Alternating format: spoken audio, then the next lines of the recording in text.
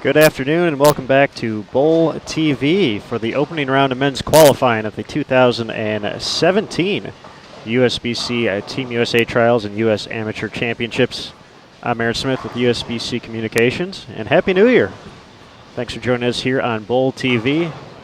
The first of many exciting rounds here between both the men and the women's squads here at the Team USA Trials, and when it's all said and done, we will know Team USA as well as Junior Team USA for 2017.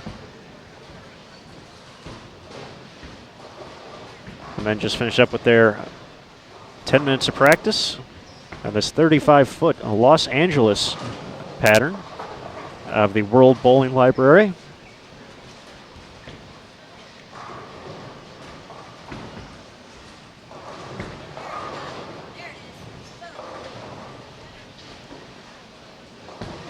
The ladies bowled a little bit earlier today. Sydney Brummett, a two-time Junior Team USA member who already has earned her spot on the junior team for 2017.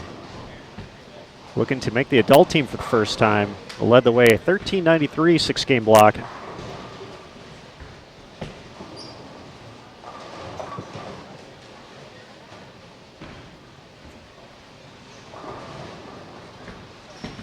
So we'll see what the guys can do here on the short.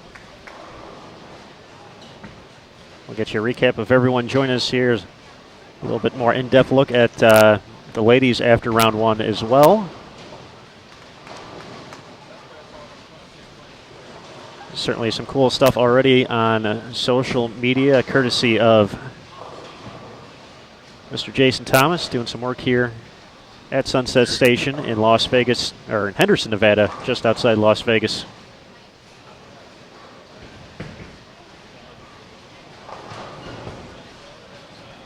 We'll get you all that and more in just a second as we settle in here. Game 1 of 6, opening round of men's qualifying at the Team USA Trials.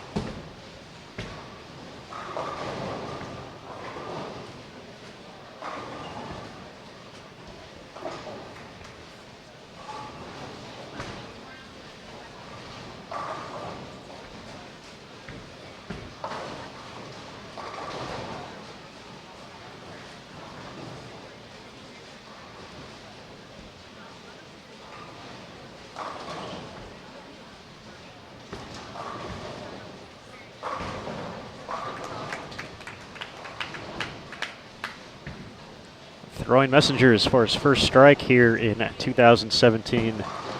Reigning U.S. Amateur Champion Chris Vai delivering the strike in the second frame. We'll start on 55 and 56. That's our right featured pair. Joining Chris is Matthew Farber, a past Junior Team USA member, as well as Ryan Dudley. Ryan comes in a little bit light, leaves the 2-pin there.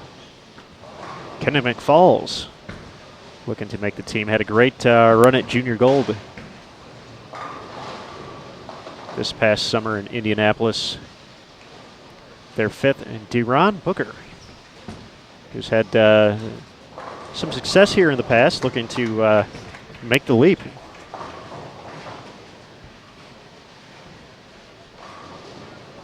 Earn his spot on the team. Over on 53 and 54, Matt Stevens delivers a strike in the third. He's joined by Alex Langford, Trent Mitchell, and Alex Aguirre, who's staring down a 210 here.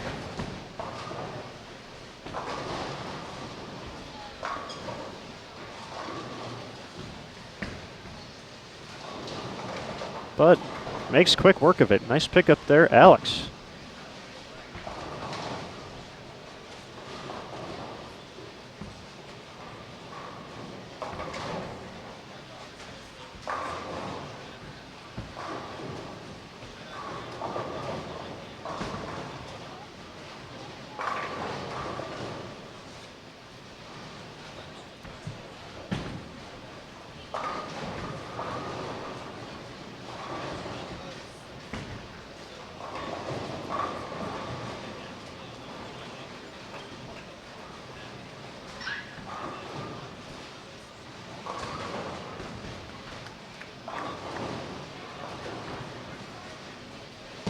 All right, we'll address a few questions in the chat.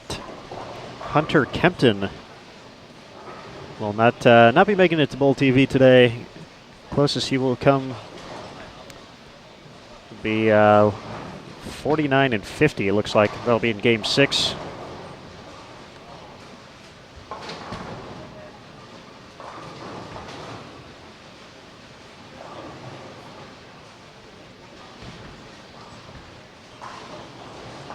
And as far as becoming a member of Junior Team USA, I honestly do not believe there are any minimum age requirements as long as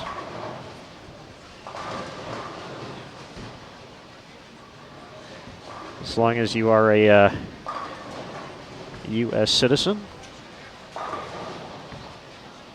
I'm looking at the page right now, but I know there is certainly a age cap to that.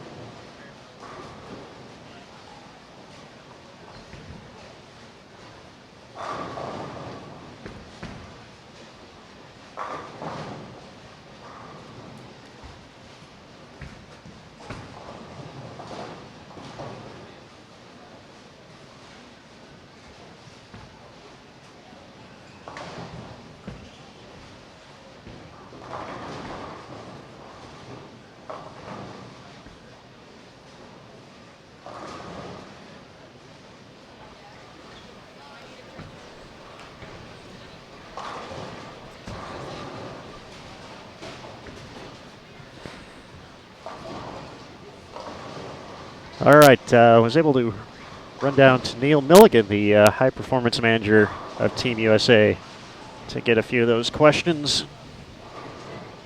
As far as the age requirements, so there is a minimum age, got to be at least 13.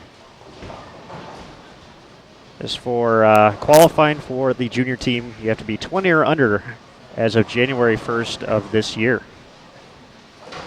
So those are the age requirements to qualify for Junior Team USA. Once again,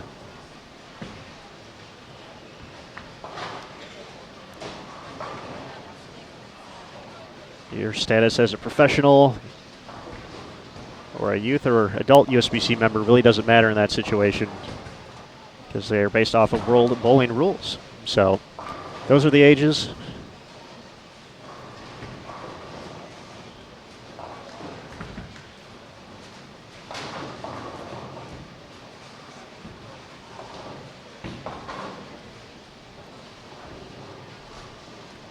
But as we settle in here to game number 1,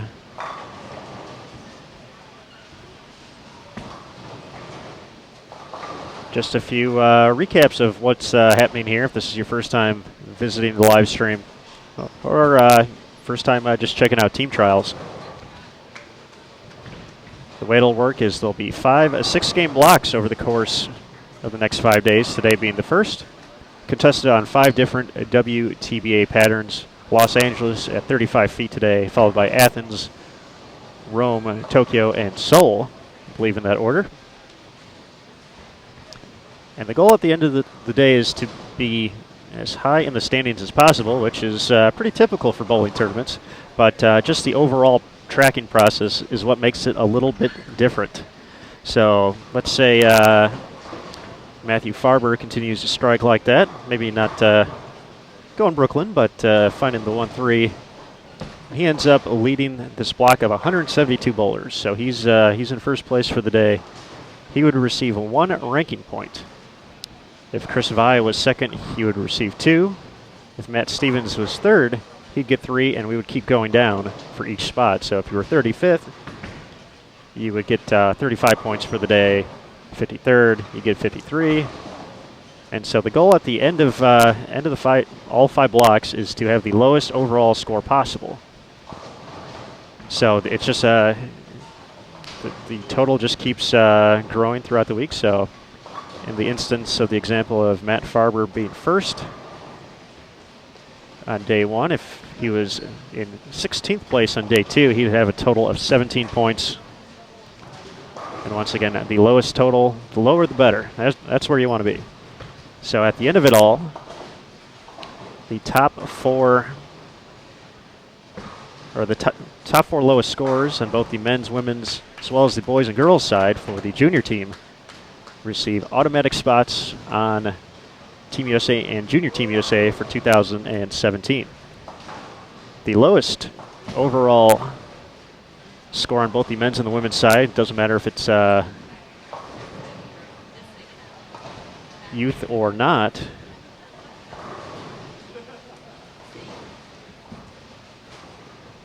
also as a reward for winning the event would get the opportunity to represent Team USA at the World Cup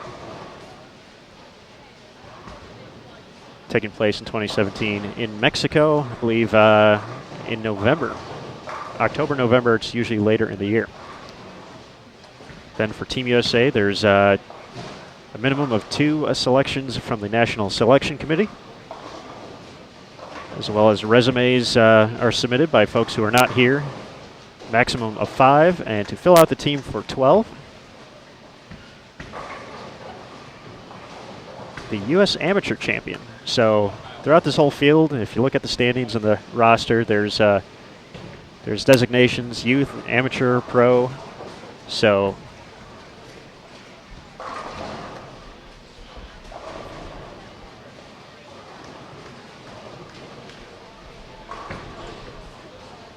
for the top 3 amateurs overall in the field, they will advance to a stepladder final, which will take place on Sunday after we're all said and done with qualifying. And the winner of The U.S. Amateur on both the men's and the women's side will also earn a spot on Team USA. So that's how we get to 12. On the youth side, we got the 4 automatic spots. We'll get 2 from the National Selection Committee, and we've already had 6 players earn their spots on the team based off of performances at the 2016 Junior Gold Championships.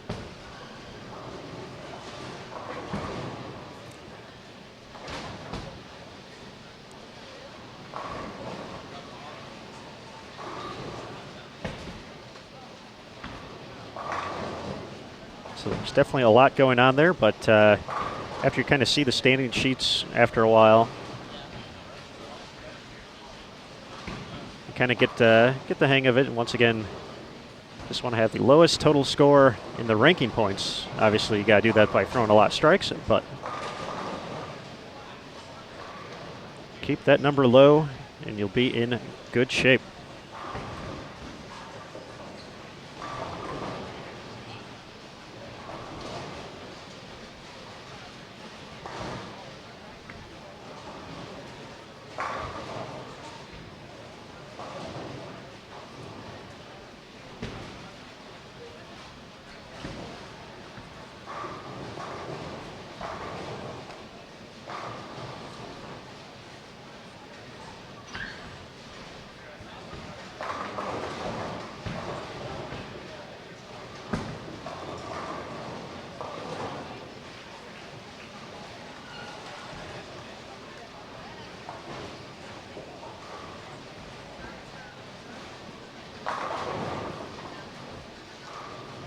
This is game number 1 of 6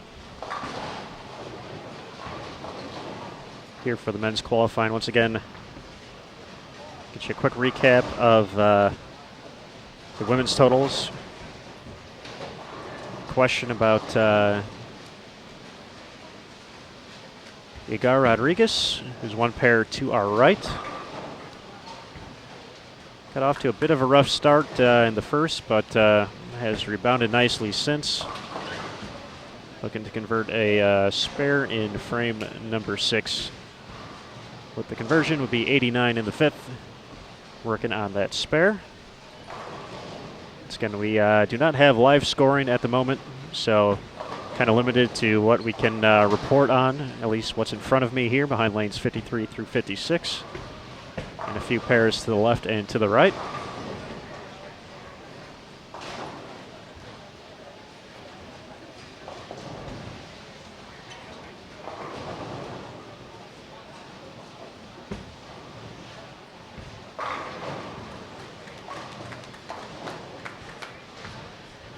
But to recap the ladies from day 1, as we mentioned, Sydney Brummett leading the way, 1393 her 6-game total. Just a few pins ahead of Danielle McEwen, the reigning Team Trials champion. She's at 1384. Josie Ernest in 3rd at 1376. Haley Richard in 4th, 1361. Erin McCarthy rounding out the top 5 at 1326. For the U.S. Amateur portion, Brummett, who's already got a spot in Junior Team USA for 2017 through Junior Gold, as we mentioned. She is qualified for the U.S. Amateurs, so currently in the best position overall with 1 point, leading the way. Haley Richard, who's 4th overall, is 2nd in the U.S. Amateur standings with the 4 points. And rounding out the top 3 through day 1, Brianna Clemmer, a past Junior Team USA member and 2-time Junior Gold champion, is 3rd with 6 points.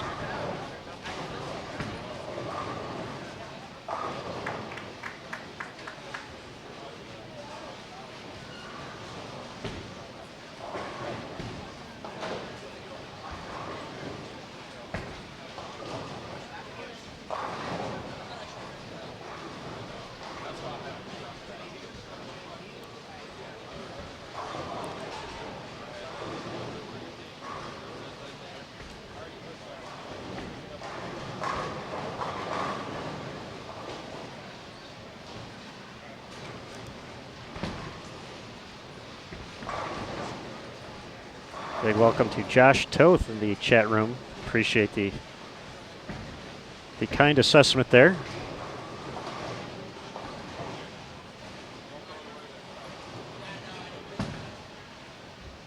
Hope all is well back in the region.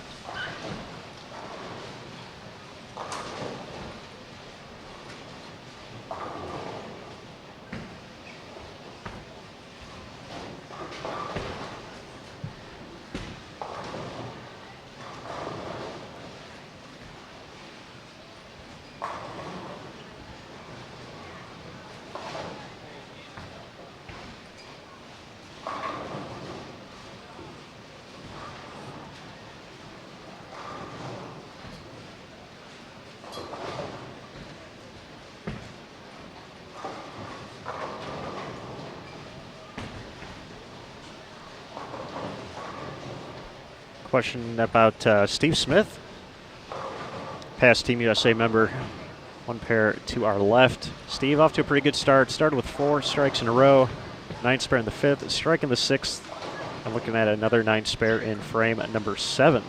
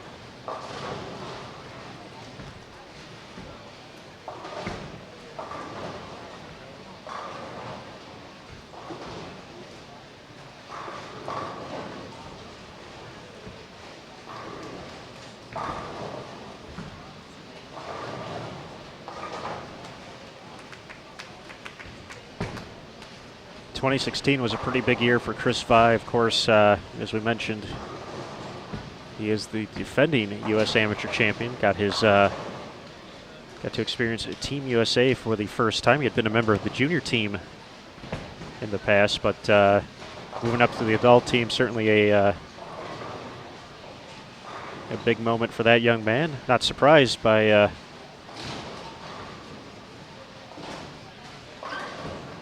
that either. It was going to happen sometime. A player as talented as he is.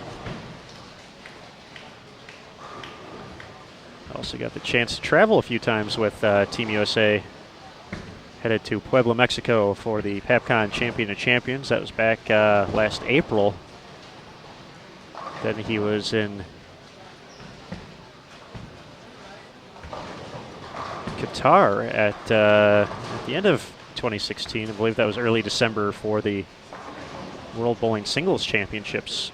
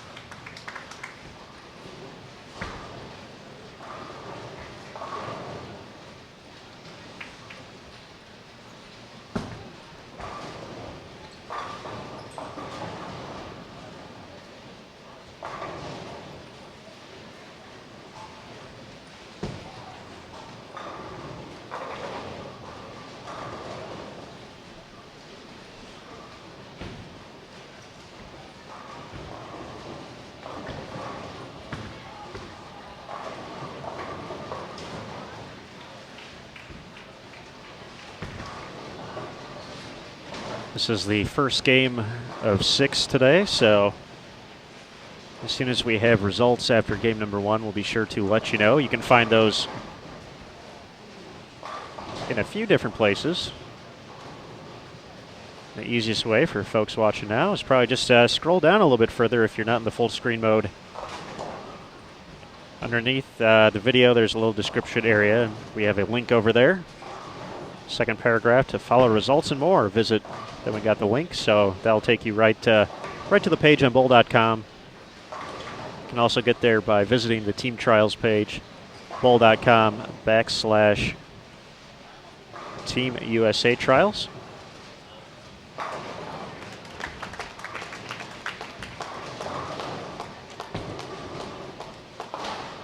Or if you just want to visit bowl.com, there's a tournaments tab up at the top. Click on that, click Team USA Trials, and you're there.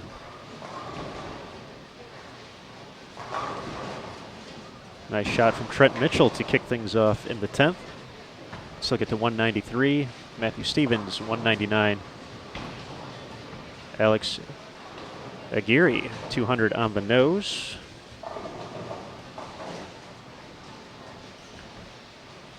And Alexander Langford, 191 max score for him.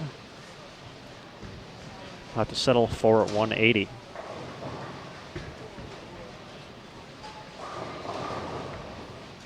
Most of the pairs do have 5 competitors on them, so the pace on 55 and 56, more of the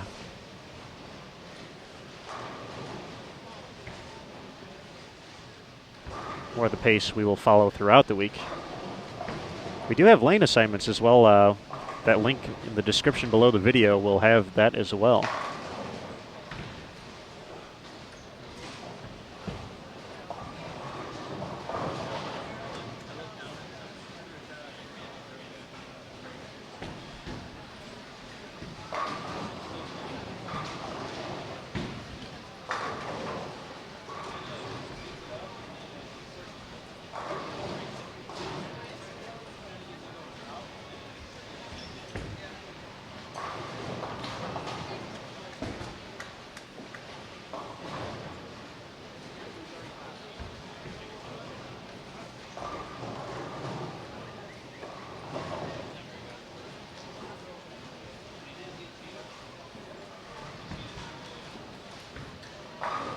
Nice finish for Trent Mitchell, 193.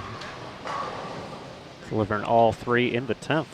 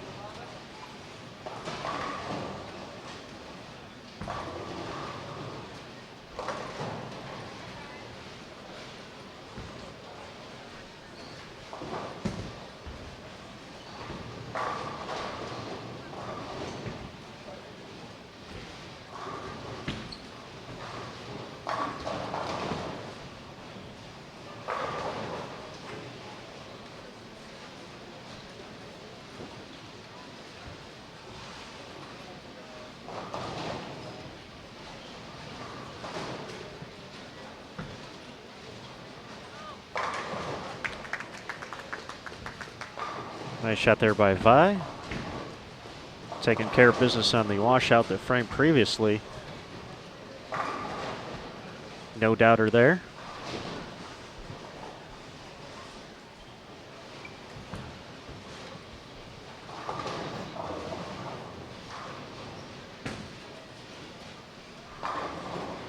Looking like we're seeing a little bit more urethane out here than, at least to begin, than what we saw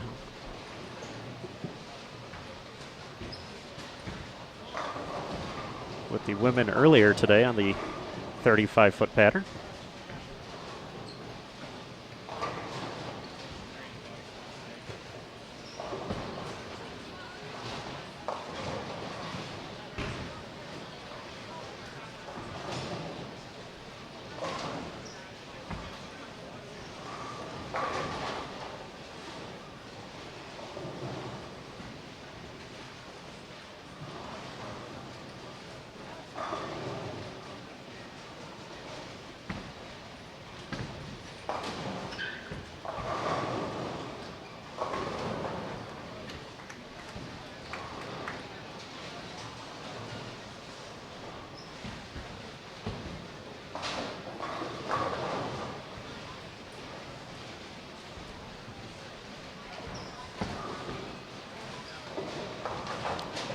Rough finish there for Kenan McFalls after looking pretty good through 8 back-to-back splits. Finishes with 214 though.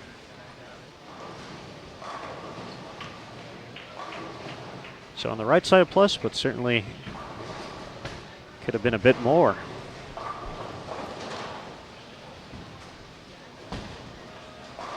Farber a few miscues, but he can still get to 202 with 2 more strikes. Missed single pin in the second and split in frame 6.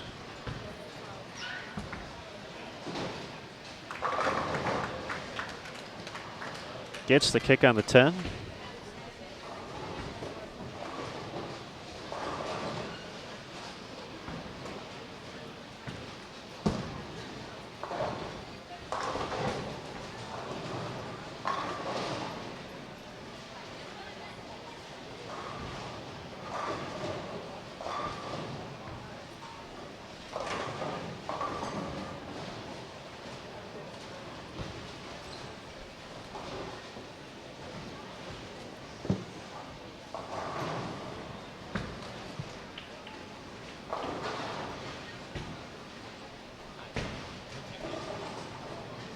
Looks like Brandon Novak will be making it to 53 and 54 here in game number 2.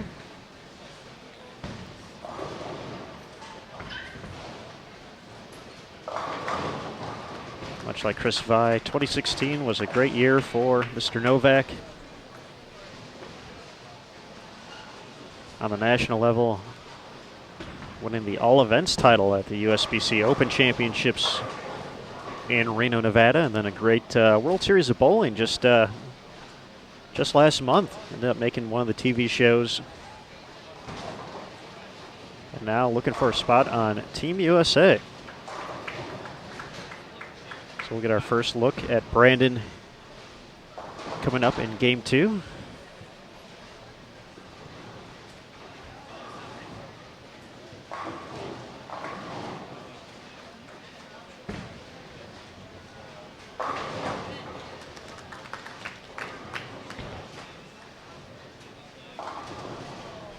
Joining him on that pair, the one, the only Matt O'Grady.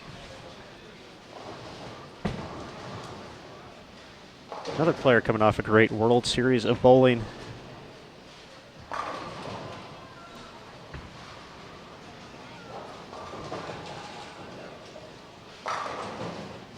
Definitely looking for some excitement here in game number 2. Some big names heading over.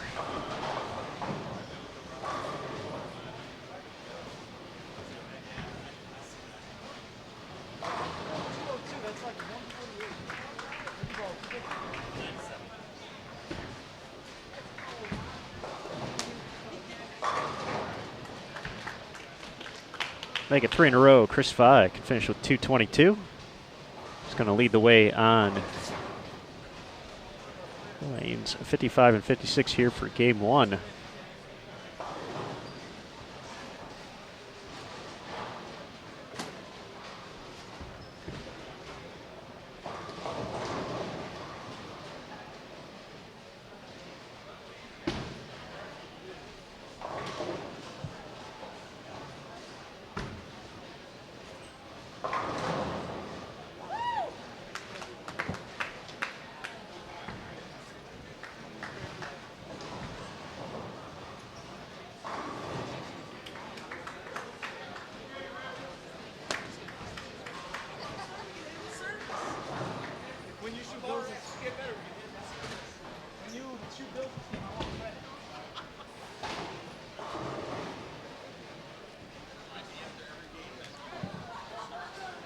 Vi finishes with 222. We're all in the books. 55 and 56 all done with game number 1 as well. So game 2 coming up in just a moment. Where I mentioned Matt O'Grady, Brandon Novak coming to the feature pair.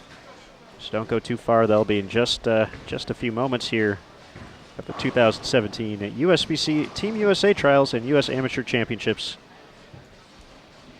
at Sunset Station, at their 72-lane strike zone bowling center. So everyone hang tight. Game 2 coming up next here on Bowl TV.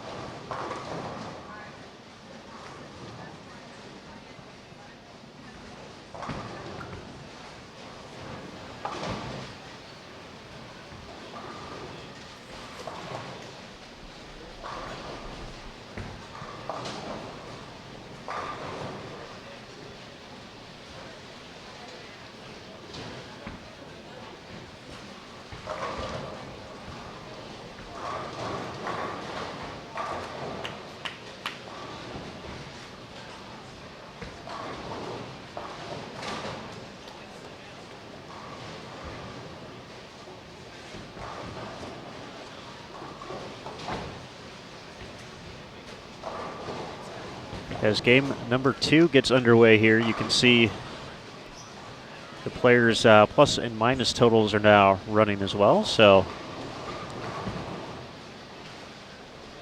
some nice work by Rick Cruz and company with Brunswick, helping us out with scoring this week.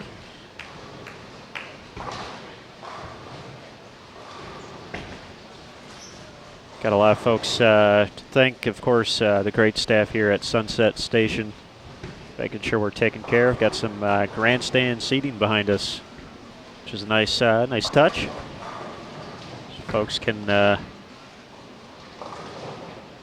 a little bit better glimpse of what's going on. There's 2 of them set up.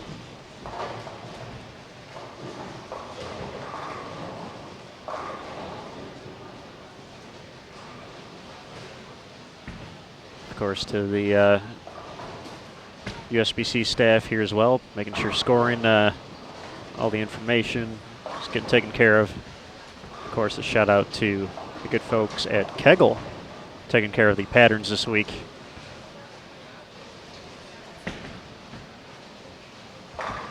And finally, you can see them up there on the masking units, Logo, Infusion, and Hager. For their continued support of the Team USA program.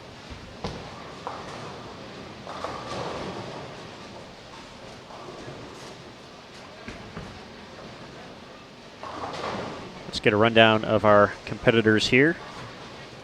Up on 53, that's Brandon Martin. He's going to be joined by Ryan Liederbach and Craig Yamada. Craig getting ready to step up over on 54.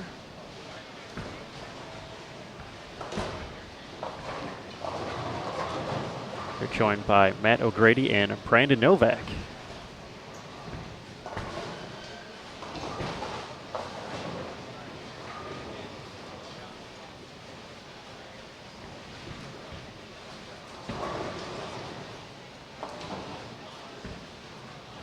Over on 55 and 56.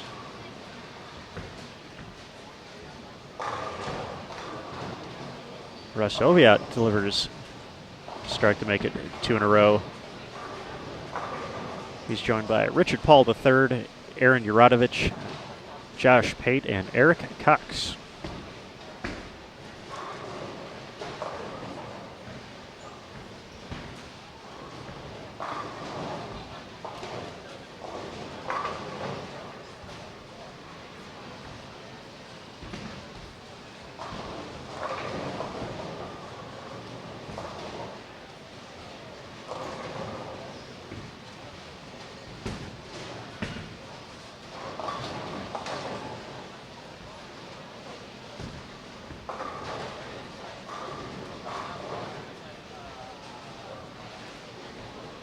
Richard Paul III stepping up on 55. A great performance at Junior Gold this past year. Actually went ahead and earned a spot on the under 15 development Junior Team USA team based on his performance at that event. Find some trouble in frame number 2 though, leaving the 210.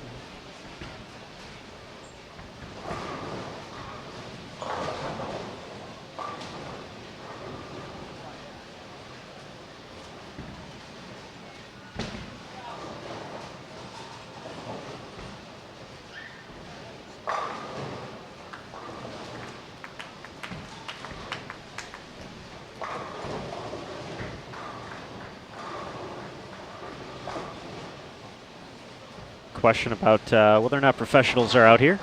Nice cover there by RP3. But 2008, I believe it was, World Bowling did open up its fields to professionals, so that was not the case prior to. Players had to make a decision to either keep their status as a amateur or whether or not they joined one of the professional ranks. but they opened up the doors, I believe, in 2008. So the U.S. Amateur actually did not return until last year in 2016. That was the first time in nearly a decade that event was held.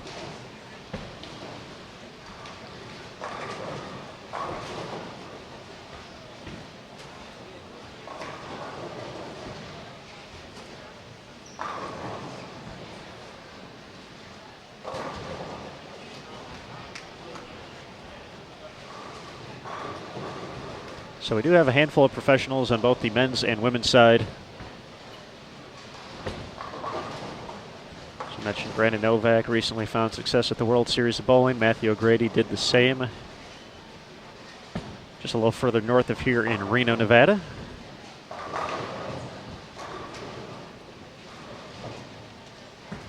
Those folks cannot qualify for the U.S. Amateur. So when you look at the standings a little bit later on, there'll be distinctions for the players. They will either have a Y for youth, an AM for amateur, a pro if they're professional, and for a few folks, it has JR next to it. If they really have a junior in their name, that'll be there too. But if from some of the youth players, they've already qualified for Junior Team USA in 2017 based off their performance at the Junior Gold Championships in 16. So they are doing their best to compete for a spot on the adult team as well as a spot in the U.S. Amateur Championship step ladder, which will take place Sunday.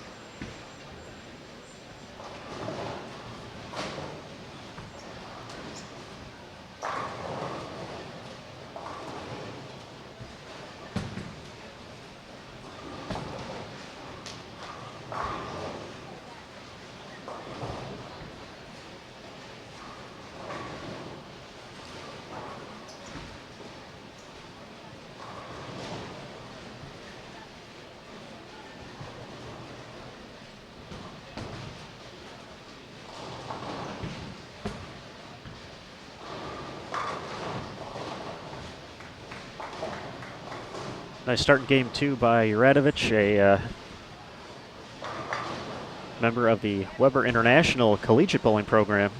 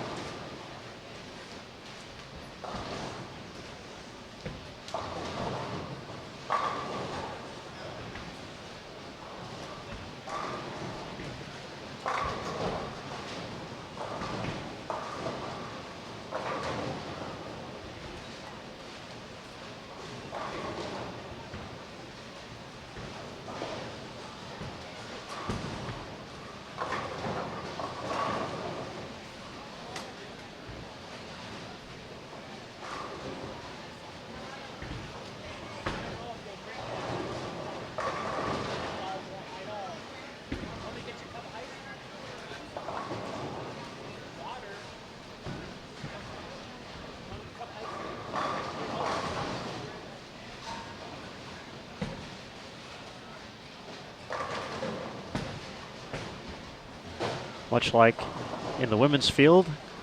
On the men's side, a very nice showing from the USBC Collegiate field. Whether it's current or some past members as well. Ryan Laterbach from Notre Dame, Ohio, over on 53 and 54. As we mentioned, Juradovich from Weber, Oviatt from Arizona State, Josh Pate from Wisconsin Whitewater. That's just on this pair. I'm sure I'm possibly missing a few folks as well. Actually, one pair to our left, a pair of collegiate teammates, Kenny Ryan and Daniel Hansen, over on 51 and 52. Kenny Ryan, a two-time Junior Team USA member. Hansen, the reigning intercollegiate singles championships winner. Kenny Ryan also made that show, so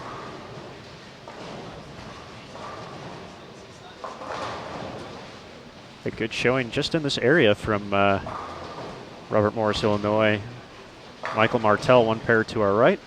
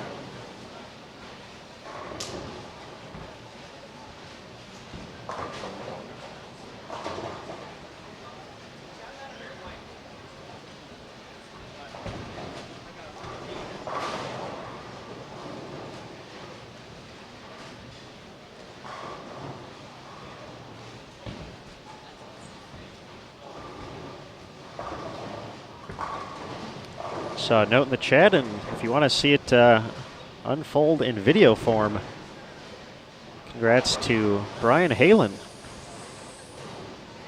for rolling the first 300 game of the 2017 Team USA Trials. Jason Thomas capturing that over on lanes 19 and 20, so whole other side of the house. That's got his final 3 shots. See the two-hander deliver and get off to a strong start here at Team USA Trials. So congrats, Brian. Be sure to check out the Sport of Bowling USBC on Facebook to check that out.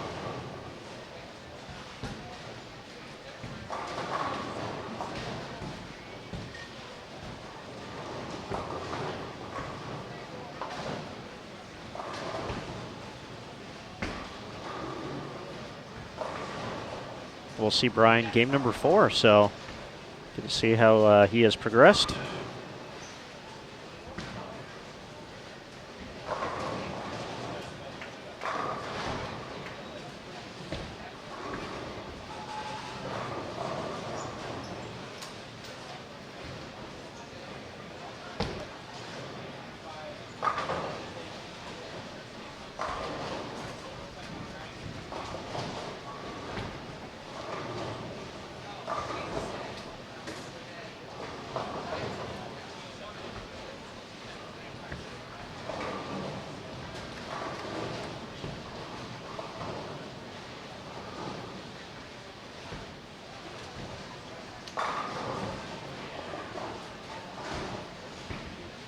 Great shot from Matt O'Grady, makes it 5 in a row after the spare in the first.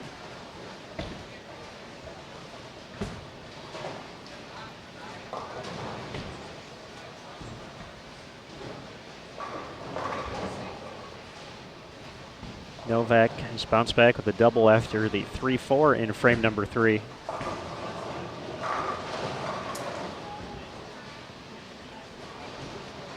Three in a row for Craig Yamada.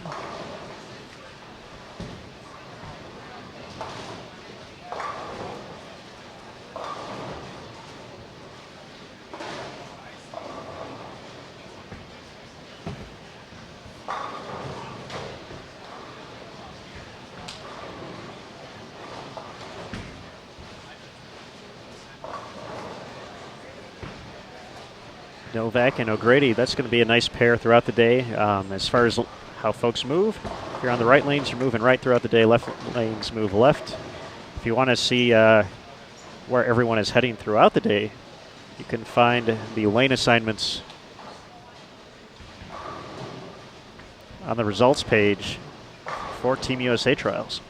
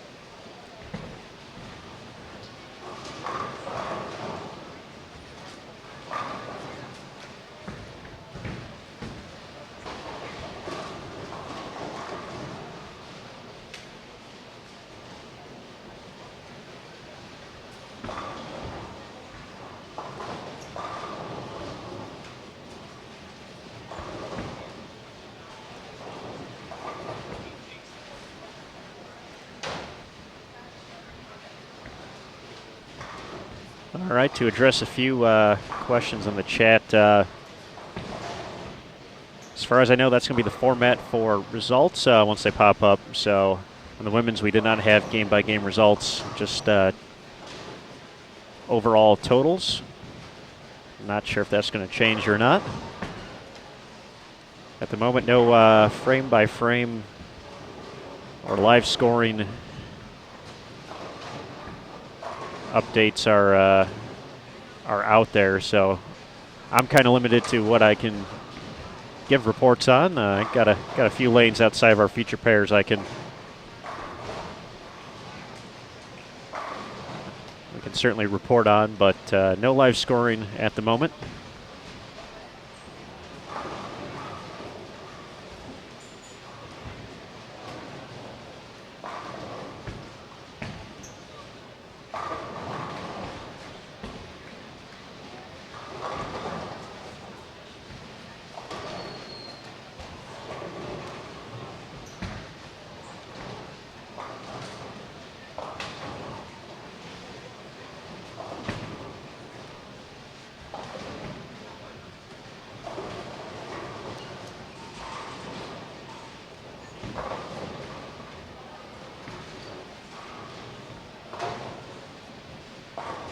Few more questions in the chat. There is no actual TV telecast. We will have the stepladder finals of the U.S. Amateur taking place on Sunday right here on Bowl TV.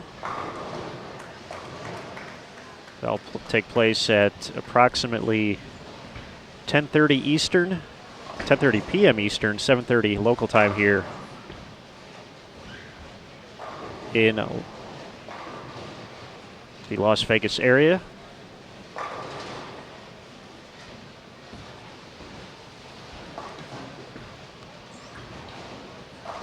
What's for dinner? We'll see. It's going to be a few hours from now. Certainly plenty of options here at Sunset Station.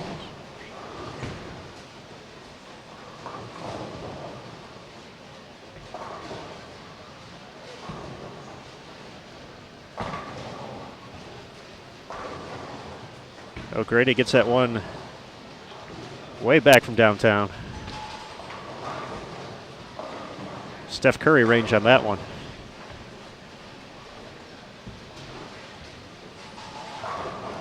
To make it 7 in a row.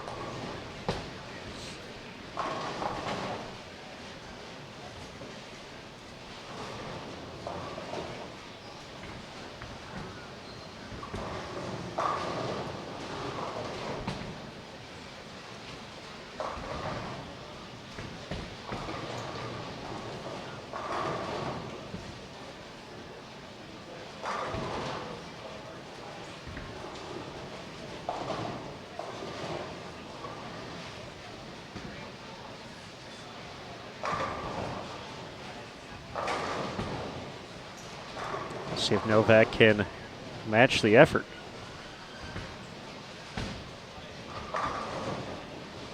He does so. So some big numbers courtesy of O'Grady and Novak here in game 2.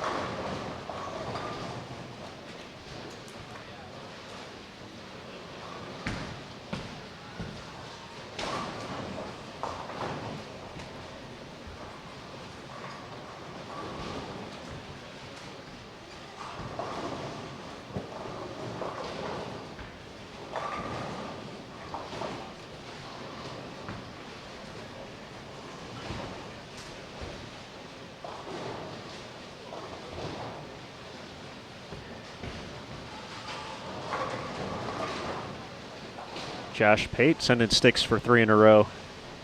The Pate family well represented here this week. Also competing in the men's field is Josh's older brother, Nick, and their sister, Lauren, also competing. All three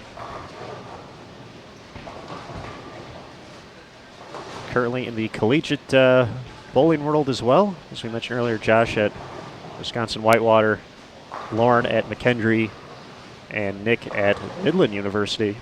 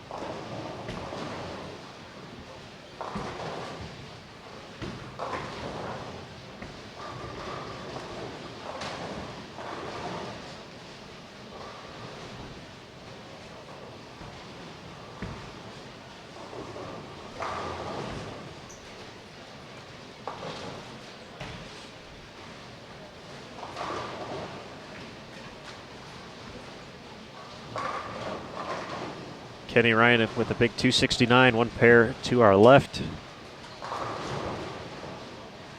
After 192 the first game, puts him at plus 61 through 2.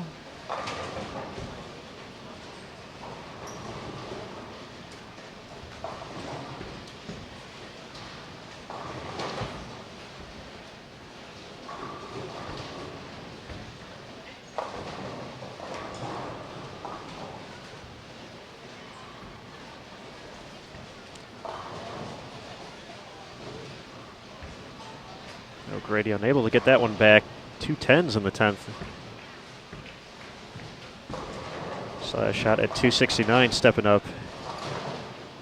See if he can make a run, get into the 250s.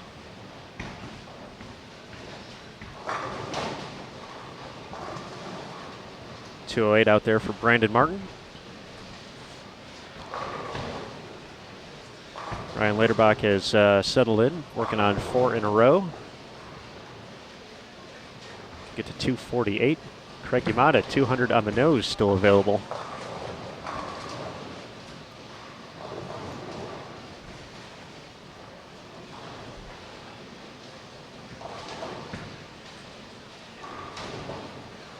.245, the final total for O'Grady.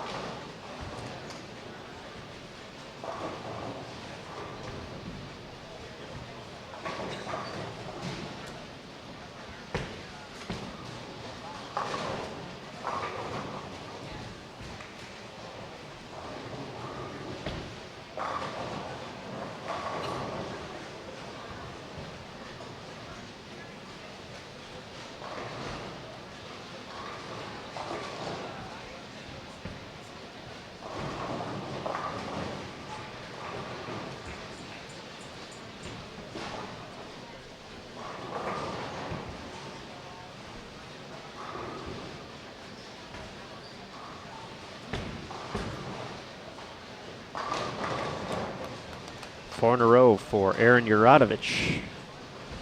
Bouncing back after the split in frame number 5. So it's 253 out there after 185 in the opener.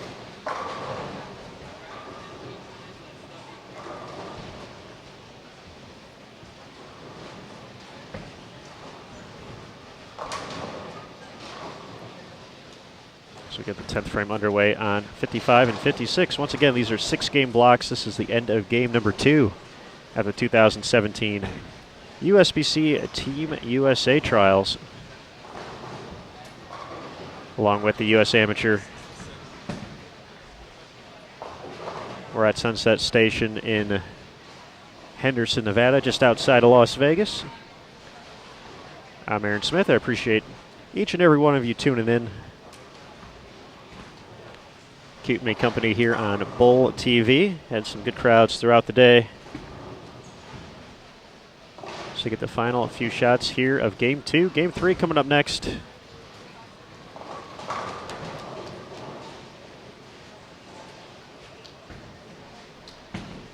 Get you a quick Sean Wilcox update.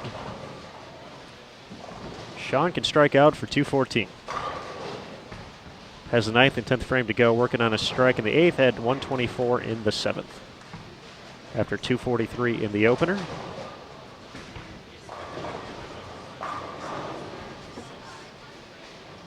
So as we wrap up Game 2, we'll be right back here on Bull TV. Don't go too far. Game 3 coming up next.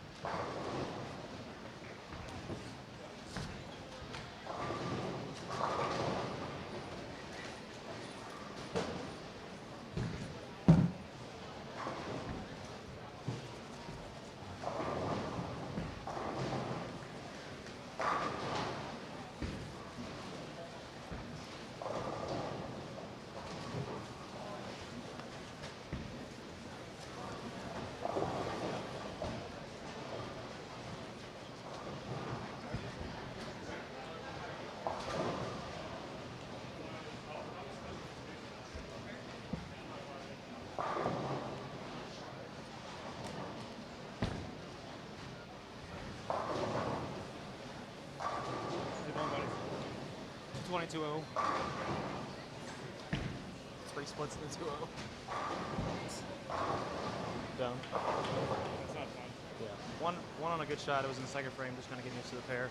The other 2 were not very good. Yeah. But the other 8 in that stretch of strikes were pretty good.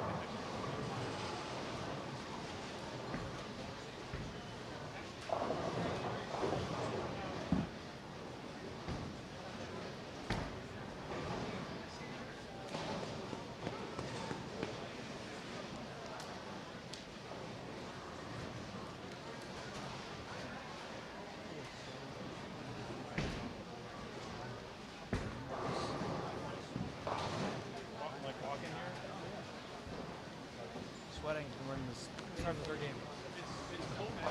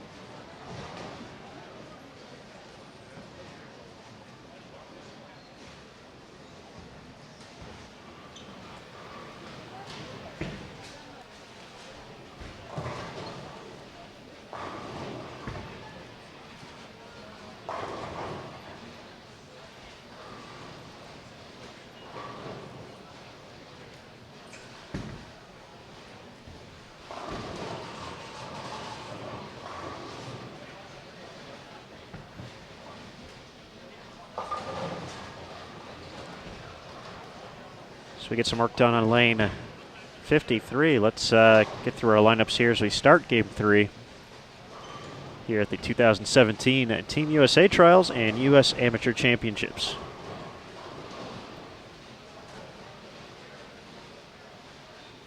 Over on 55 and 56, since they're bowling at the moment, that was Brian Monette up on the far right to your screen.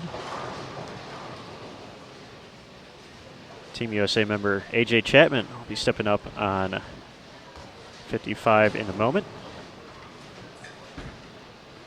He's joined by former Team USA member Devin Bidwell. Also on that pair, Dakota Vostri and Jonathan Bowman.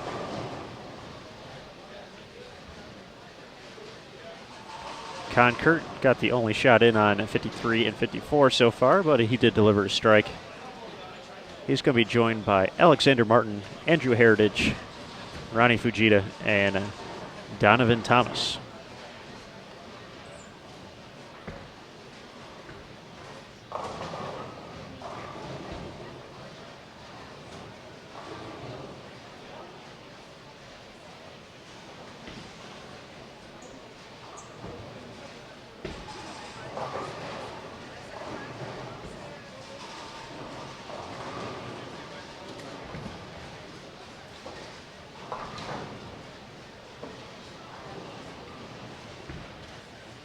Big welcome in the chat to a young man who knows a little something about Team USA,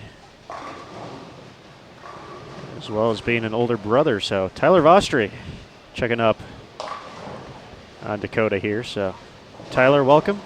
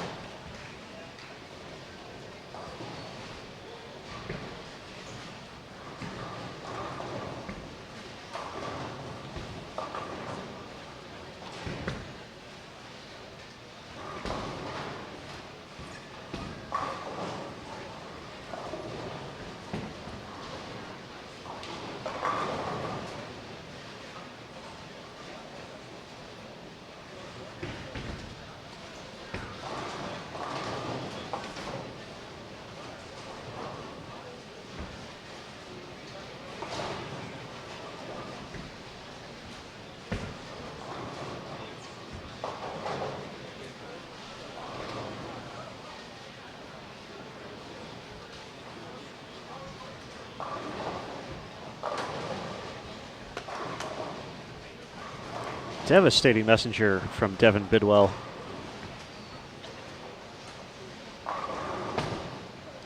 A Wichita State alum. As I already mentioned, spent some time on Team USA in the past.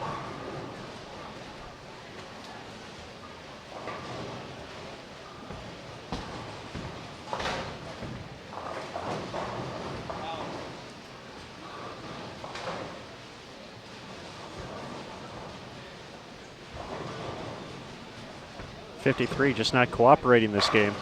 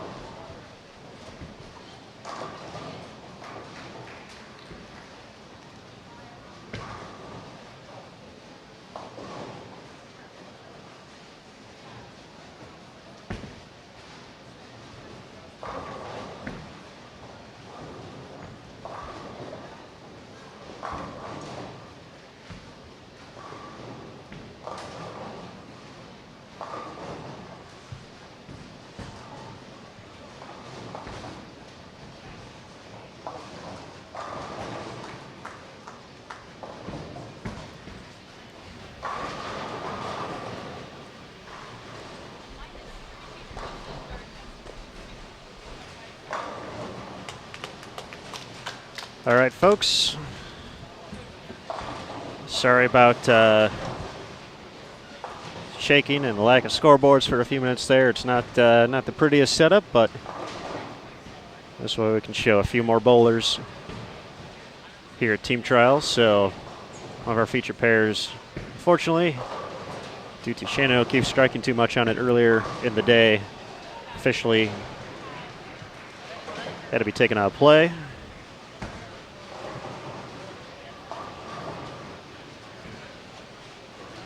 I did show that comment to her, Mr. Littlejohn, so she got a good kick out of that. But so 53 and 54 is out of play, so we are moving the cameras 55, 56. We still got that. You can see they're through frame number 7.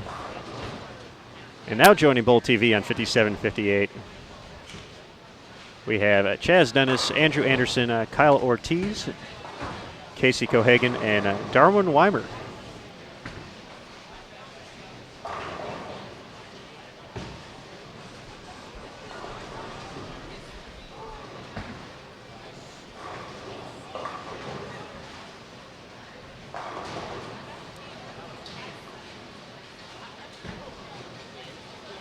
This is the home stretch of game number 3 out of the 6 for this block. Nice shot there by Bowman. Put together a nice performance at Junior Gold this past summer in Indianapolis.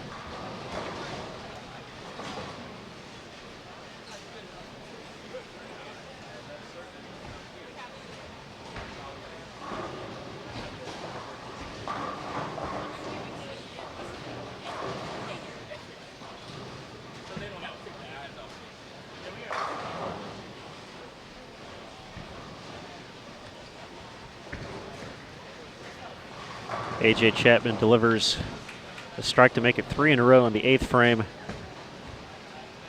Had a really nice year. Actually, past few years. As we mentioned, it's been on Team USA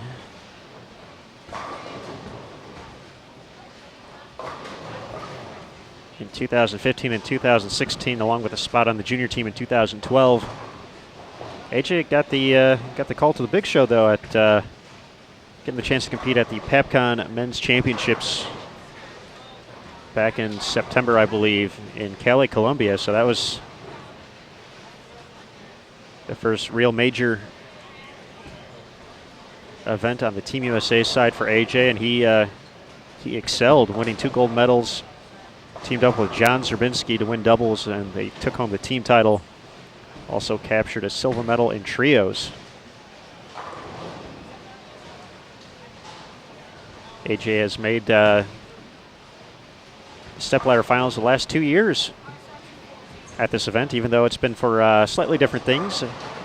But back-to-back third-place finishes at the Team USA Trials and US Amateur the past 2 years. It's again, the US Amateur disappeared for a few years. Team Trials was just for everybody, but we brought that back after a nearly decade-long absence last year in 2016. So AJ made a run at that, fell to Cameron Doyle in the semifinals. Excuse me, Chris Vi, I believe. And then Vi went on to win against Cameron Doyle in the championship match. Chapman, great collegiate career at Wichita State as well. An ITC win in 2015. He's also a first-team All-American last year.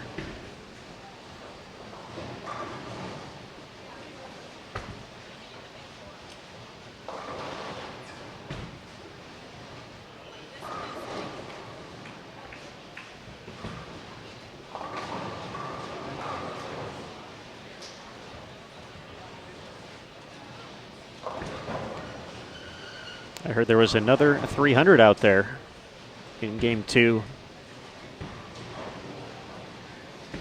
So we're still waiting for scores to come in.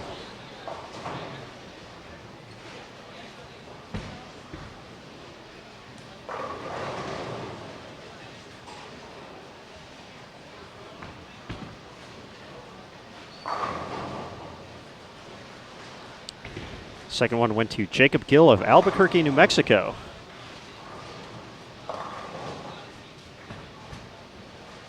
Finding the right look here on the 35-foot Los Angeles condition.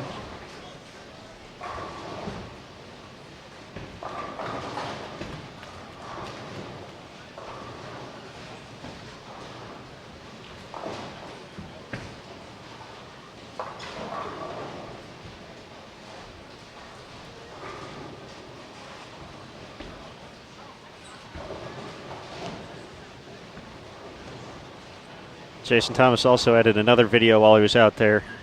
St. Ambrose University's Kyle Kroll started a match with the front 10. And it's something you really got to take a look at to see, to fully appreciate it. But Kyle Kroll, front 10 for 280.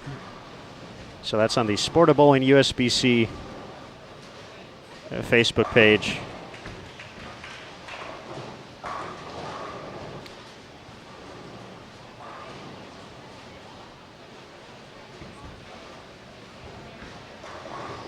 But Kyle Kroll, a very good player. Been hearing about him a lot on the collegiate scene. As we mentioned, attends St. Ambrose. Just had one shot get away from him that game.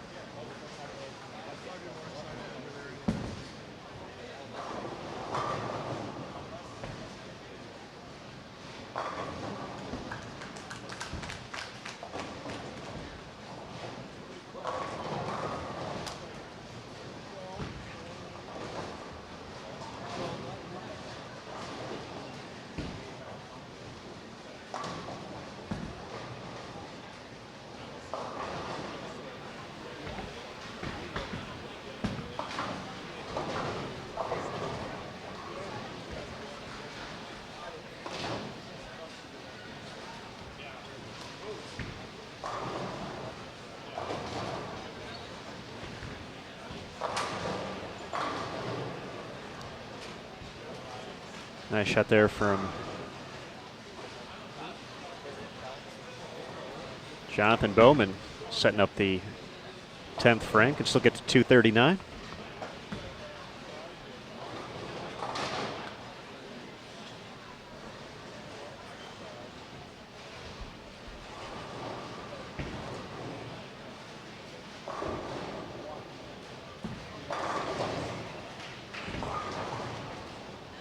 As soon as we get an update, I will be sure to let everyone know. I'm still waiting for them myself, so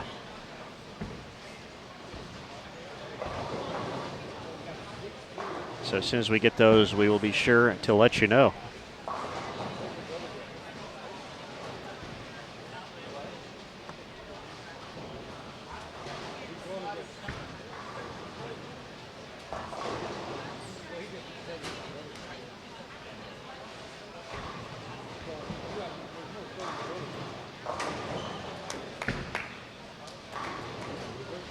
Chapman can still get to 237 this game, plus 25 through 2.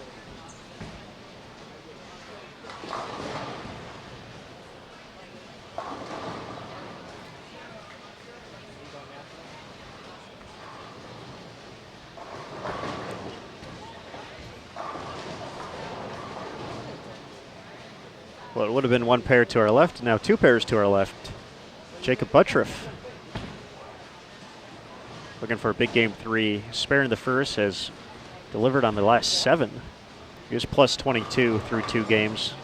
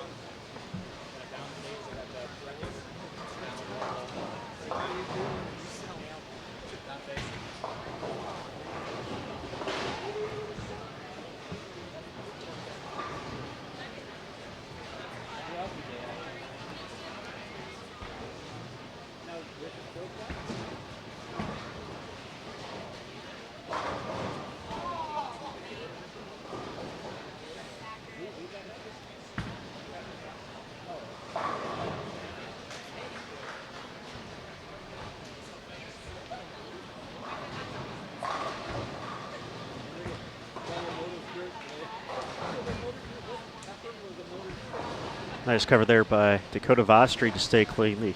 Always tricky, 3-6-9-10.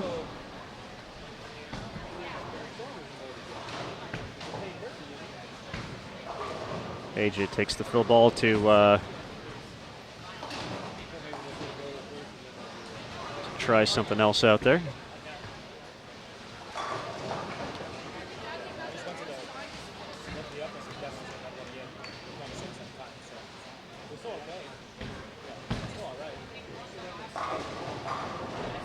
Finishes with 226. Devin Bidwell, 257 still available.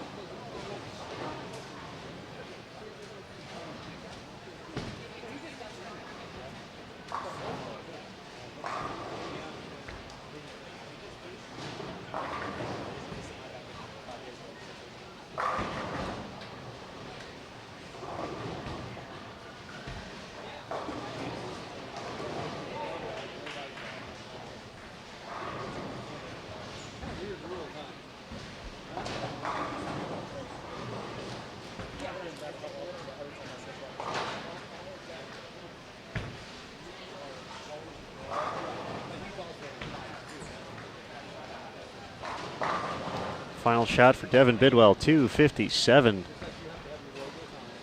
That'll give him to plus 62 overall. Once again, folks, still waiting on scores myself, so it's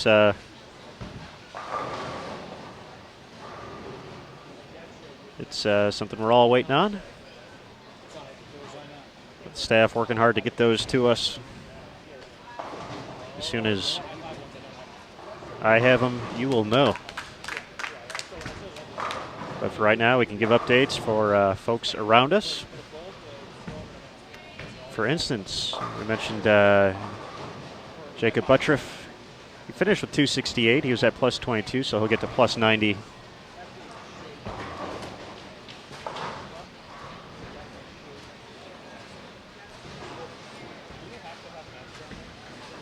Two-time junior Team USA member Kenny Ryan. Looks like way over on 63 and 64. It started with 8 in a row.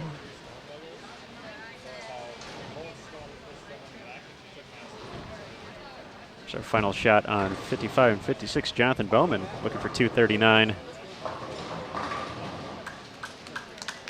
Gets it. So some nice games on 55, 56. Really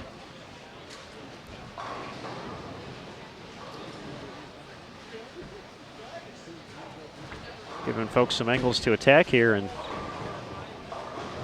finding the right combination to strike. It was a little different when the women were on 55 and 56 earlier today. Seemed like the big scores were coming from 53 and 54. But no problem here in game 3. Casey Cohagen finishes up with a nice 246. Andrew Anderson was working on 5 in a row, but the washout, second shot of the 10th. He will improve his plus total this game.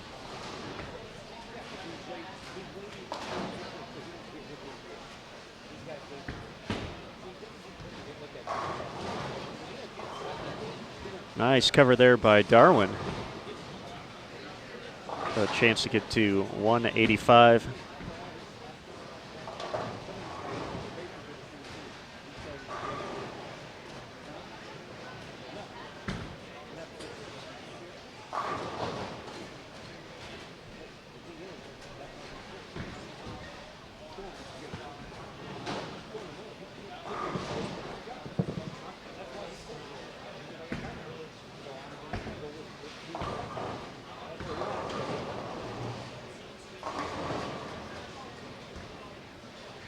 .185 for Darwin. We get to see Darwin a lot. He's not too far away from Vegas, so always enjoys the competition.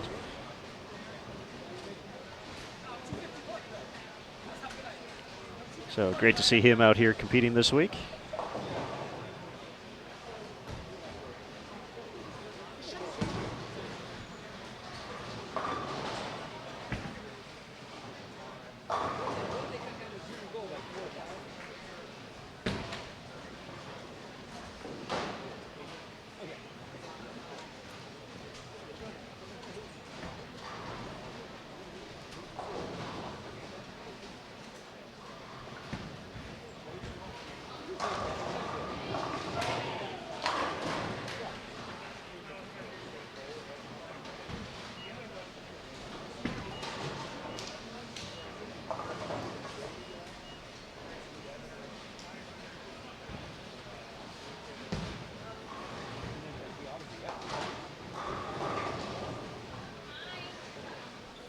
All right, folks, game 3 just about done.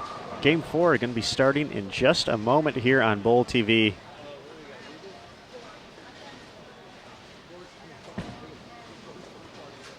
Day number 1 of qualifying at the 2017 USBC Team USA Trials. Appreciate everyone tuning in.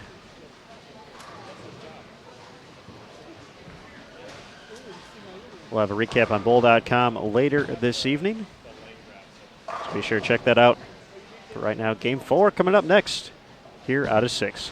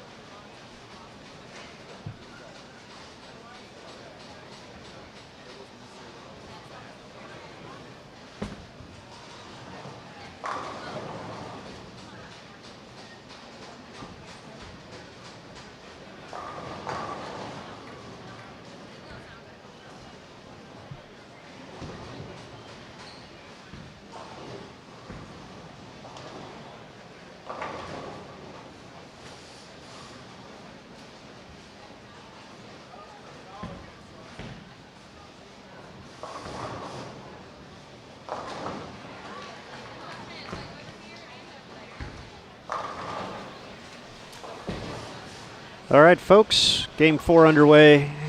2017 USBC Team USA Trials and U.S. Amateur Championships.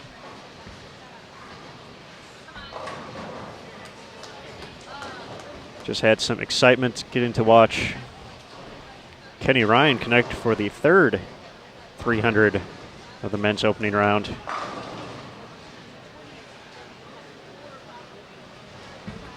That video should be posting to Facebook soon. Actually, it looks like it's already up there. The Sport of Bowling -USBC is the official name. You can just type in USBC to get there. If you're not following already, you can see Kenny's final 3 shots, a 2-time Junior Team USA member. Stand out at Robert Morris, Illinois. Delivering 12 in a row. He was pair 2 to our left for game 2, shot 269. I think he was in the 190s out of the gates, but still plus 150, 160 so far. That's a nice start for the young man. That's a good start for anybody. Speaking of 300s, Brian Halen rolled the first one of the 2017 event. Back in game 1, that's also on the Facebook page. Also on our featured pairs right now on 55 and 56, we have Lucas Perdue, James Grago III, Ken Hasey Fong, and the already mentioned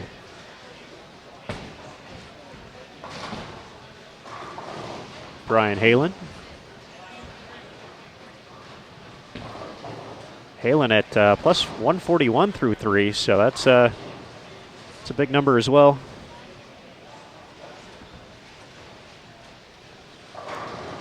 Over on 57 and 58, our second new featured pair. We have Kevin Valmonte, Kennison Andrews, who is up right now on 57, Michael Duran, Briley Howe, and Colin Smith. Briley Howe getting ready to step up on 58.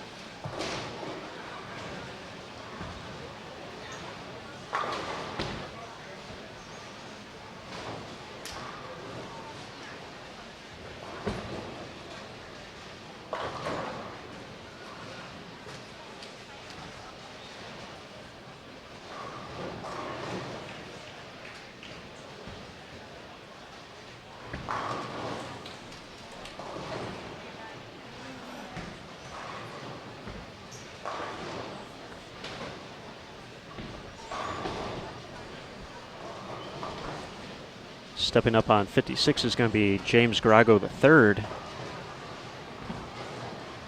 James had a strong finish to the team trials last year. Actually led the final day, so he got the posted the highest total out of all competitors. Ended up finishing 35th overall. Looking to improve upon that finish this year and off to a great start here in Game 4.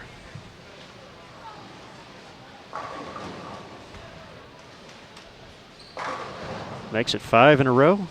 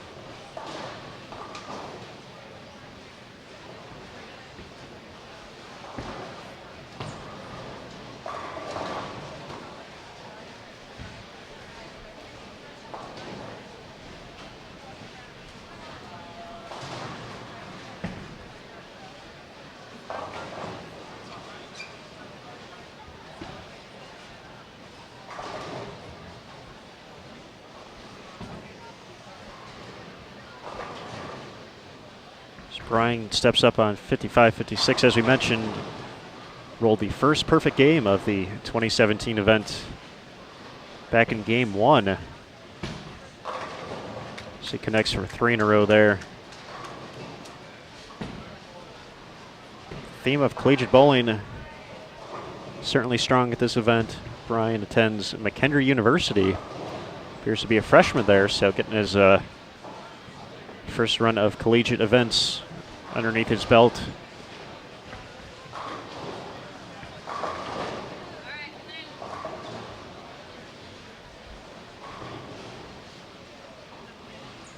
That experience, along with some great coaching there, certainly going a long way.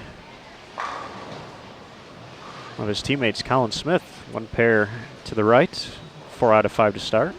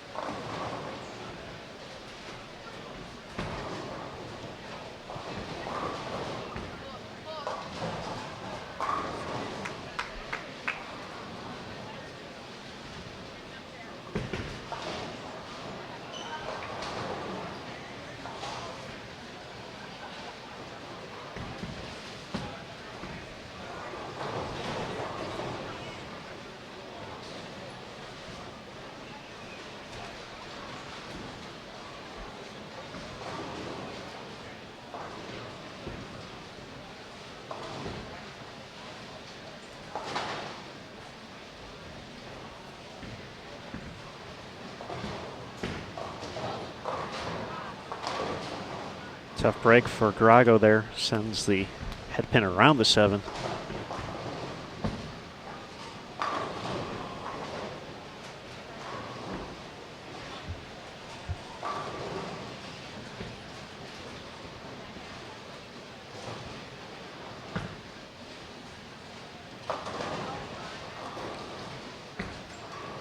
Trouble for Halen in frame number 7 after delivering 3 in a row.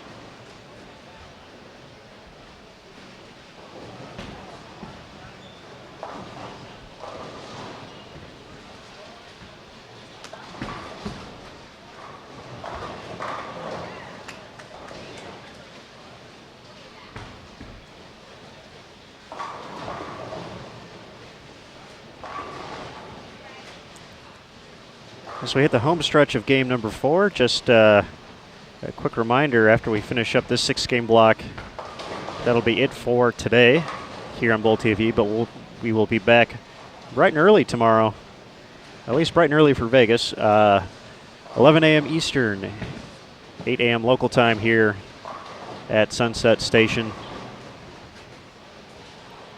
With the men's second round of qualifying, the women's second round will take place 5 p.m. Eastern, 2 p.m. local time. That format will be the essentially the duration the way out, and it'll go. It'll essentially bowl 2 squads in a row, so get 1 day to sleep in. So the guys got to sleep in today.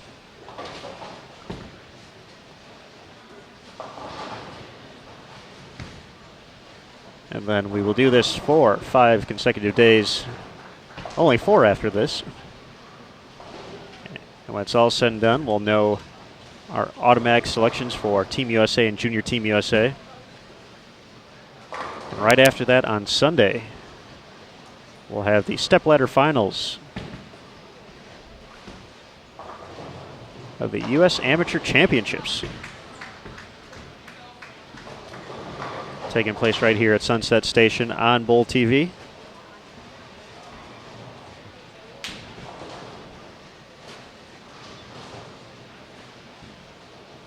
And immediately after the conclusion of the U.S. Amateur, we will announce Team USA and Junior Team USA right here on Bowl TV.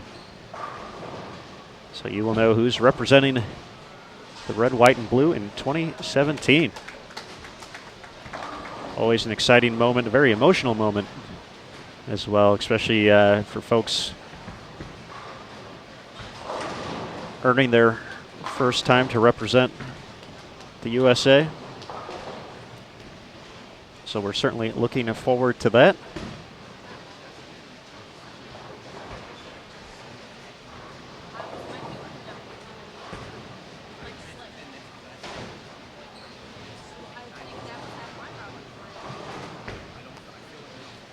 Back-to-back miscues on single pins there for Ken. striking a lot this game, but 2 opens, drops his max down to 214 as he prepares for the 10th frame.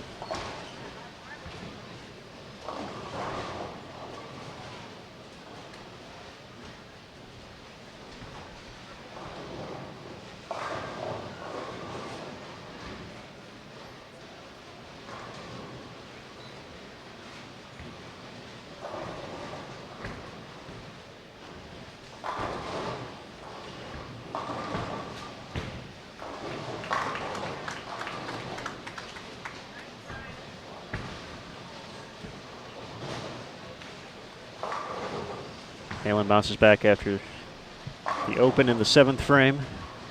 Can still get to 236 this game. Already at plus 141.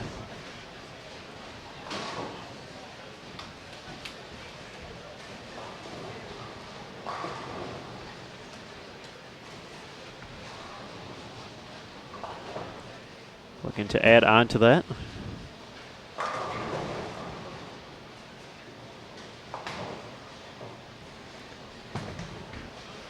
Sydney Brummett posted the highest score in the women's 6-game block, got to plus 193 on her way to collecting just 1 point, which is what you want to do here at Team Trials.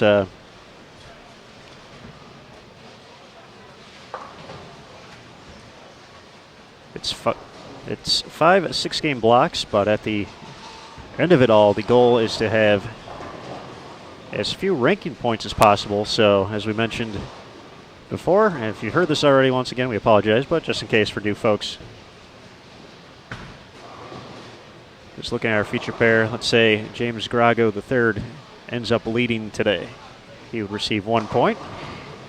If Brian Halen was second, he would receive 2 points. Third place would get third. 15th would get 15 points. 22nd would get 22, and down the line. And then through the course of the 5-day event, you want to accumulate as few points in that realm as possible.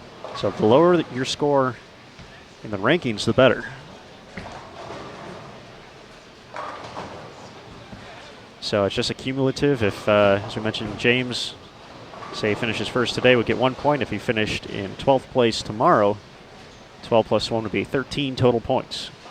Once again, we got automatic spots on Team USA for those who are not professionals, the U.S. Amateur, all that plays in together. Of course, the big thing, showing that consistency across 5 days and 5 world bowling patterns.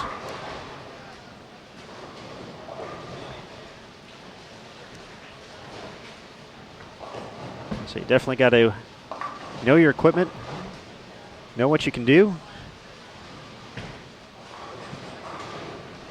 and be consistent when you can. You can have one big block, but you got to avoid the rough blocks in there to put yourself in position.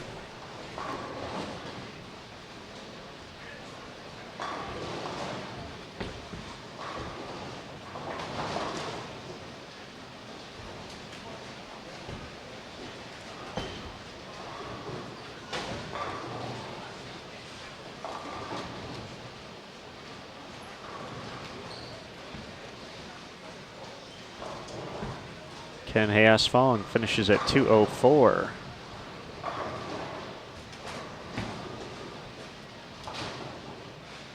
Lucas Perdue, 196. James Grago III still has 254 available.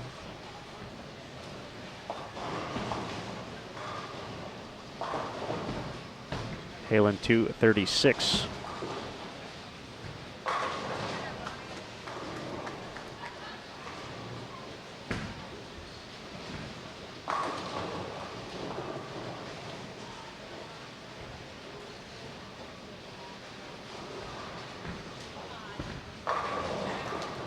Both James and Brian deliver strikes to kick things off.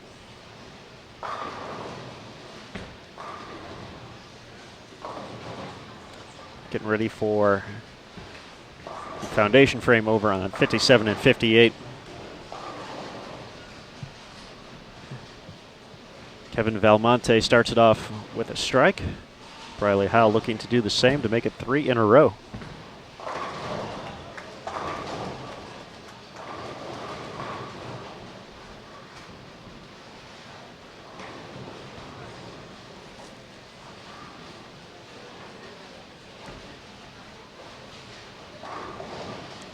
Looks like Brian's going to go to the bag, try something different here for the fill ball.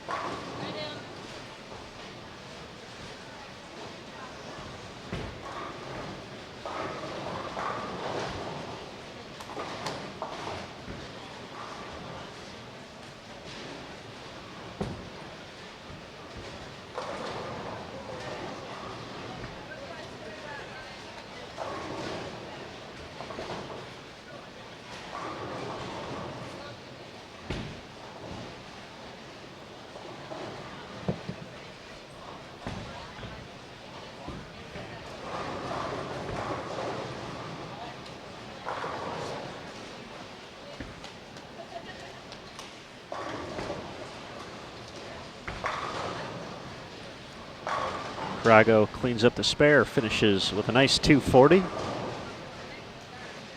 234 for Halen.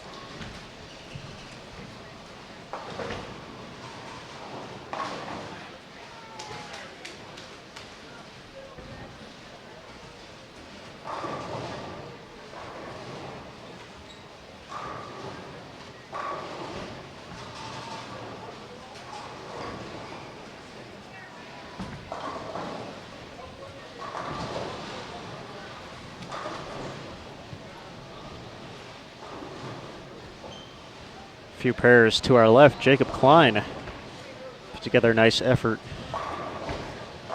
Last game was in the 250s. Is actually on the same pair as Kenny Ryan. He shot 300. He was at plus 127 after 3 games and looking good once again through 7 frames. Spare, strike, spare, 4-bagger. Also on that pair, Chase Kaufman, 6 out of 7 start. Kevin Valmonte finishes up with 186. Riley Howe, 4 in a row. There's a max of 225 out there.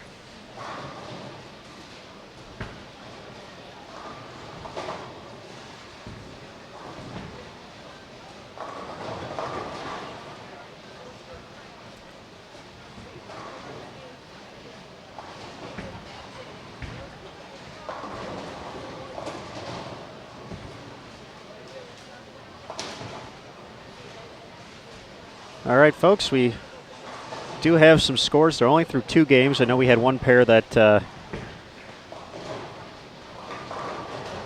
actually had 2 pairs that had some issues. So score's not up yet through 3, but we have them through 2. We just saw our tournament leader through 2 games, Brian Halen. Big 565 through 2 games. One of them being 300. Finished it up with 265 the next game. Michael Martell, 5:26. Justin Carl was at 5:05. So you can kind of get an idea where folks are sitting at after 2 games. Obviously, a lot has happened since then. Game 3, and we're just about done with 4 here in certain pairs. So but we have our first update.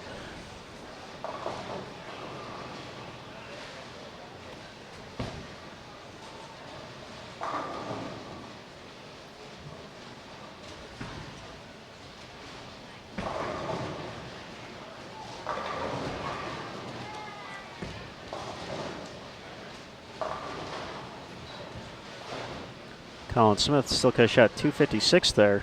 Runs high, leaves the 3-6. As you mentioned, Colin, the product of the McHenry University bowling program.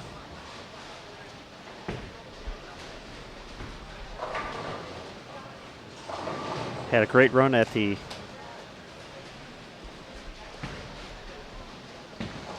Intercollegiate Singles Championships last year. Just missing the TV show. Plus 45 after 3. He's going to add on to that. Can get all the way to 236 with the conversion and a strike.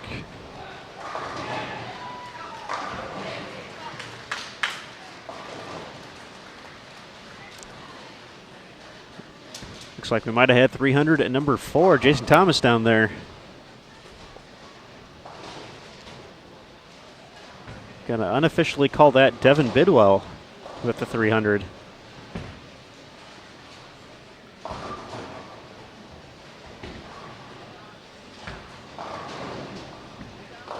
We saw the previous game here on Bowl TV.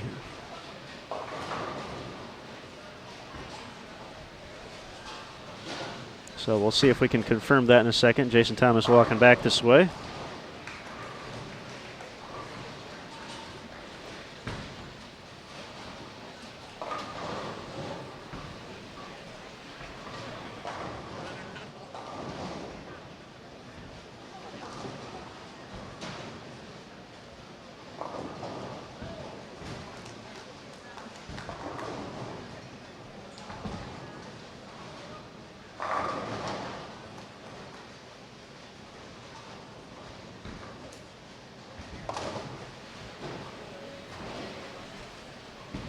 All right, that's a confirmed Devin Bidwell.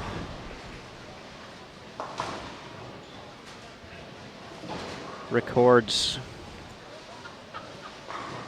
perfect game number 4 here. So just won a game, keeping it consistent.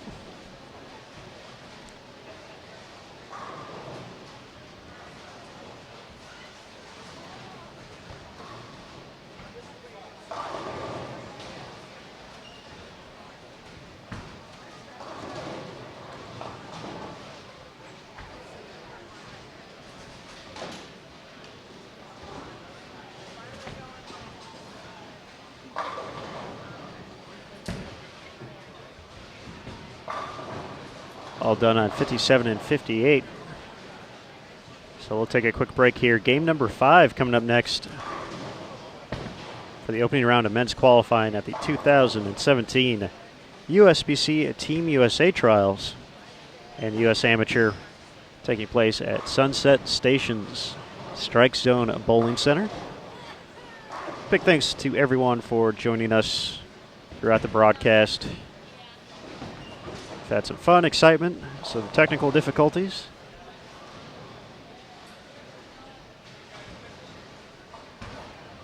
But still got 2 more games to go, so don't go too far. Game 5 coming up next here. Big thanks to everyone once again for spending some time with us on Bowl TV.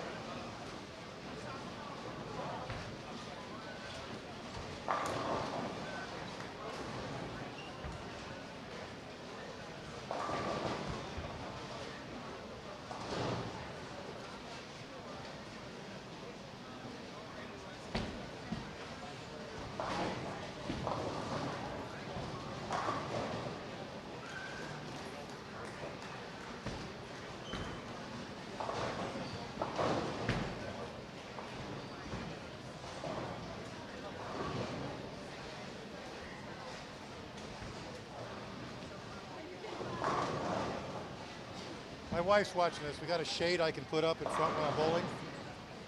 So far, I've got my lowest sanctioned game and series today.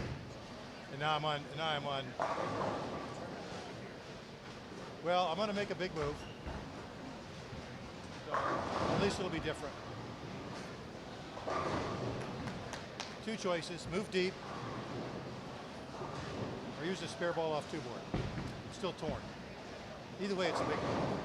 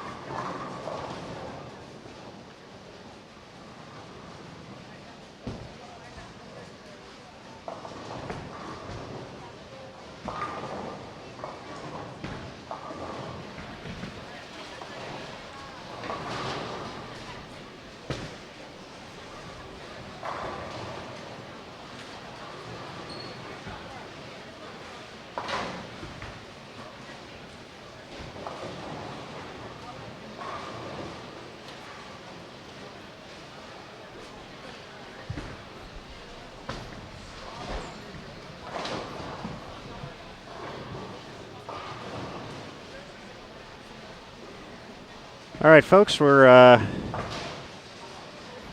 moving along. We're getting things up slowly but surely here.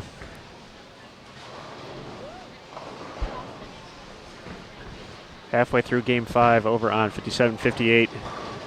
Just starting on 55-56. Score is now updated through 3 games. We saw some folks in Game 4 had a breakdown or two, so. But through 3 games, Kenny Ryan, who we've talked about a little bit, shot the third 300. Sitting at 761. Justin Carl from Albany, New York, 753. Perry Crowell, the fourth, 751. He's tied with Michael Martell. Ryan Halen, who we saw, 741. Jacob Klein, 727. A.J. Johnson, now on our feature pair, 723. So A.J. only went 207 last game. Tom Henke, past junior gold champion, 717. And Joshua Rondino and Ryan Winters rounding out the top 10 at 700 even. So some big scores here on the short pattern. This will be the shortest pattern featured at 35 feet in length.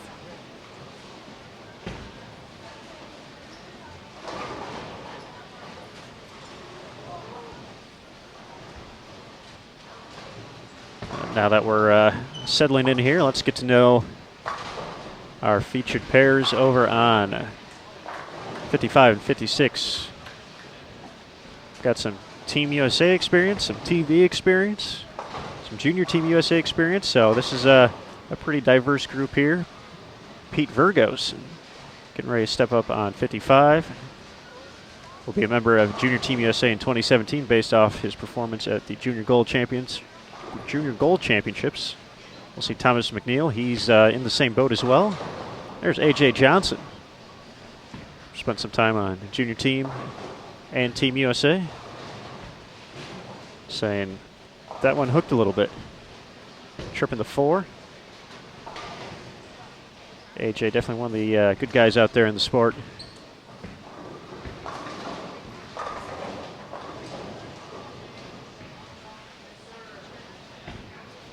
Had a nice showing at the World Series of Bowling recently. Was the top qualifier at the 2015 Masters as well. So also on this pair we have Dan Rosthorn and Nick Archaki. Nick getting ready to step up on 56. Had some TV time this past summer. Also courtesy of Junior Gold, made the finals of the U15 boys division and fell a little bit short in the finals, but put together a big match with Solomon Salama.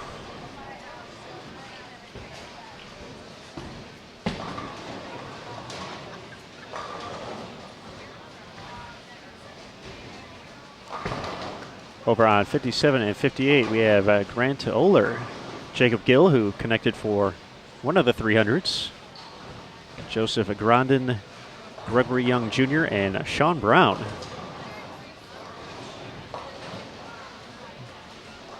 Once again, a school we've mentioned quite a bit this Wednesday so far, McKendree University. Greg Young helped lead them to the 2016 ITC title, delivering a strike to seal the deal against William Patterson. He's going to walk into your screen right there, far right. Doesn't get the 10 to kick out there.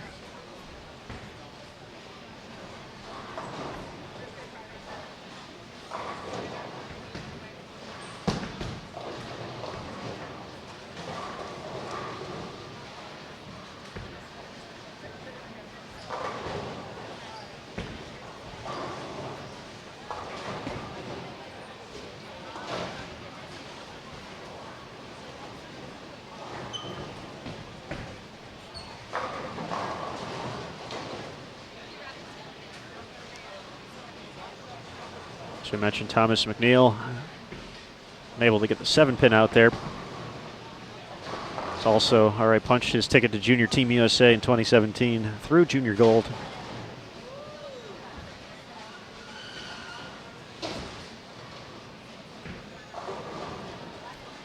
Looking to to earn a spot on the adult team as well.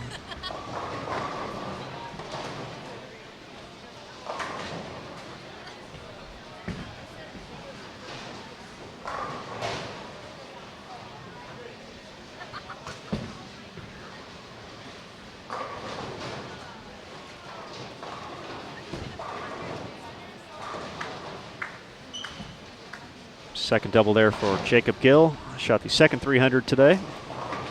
Back in game 2, but looking like some struggles overall. Plus 43.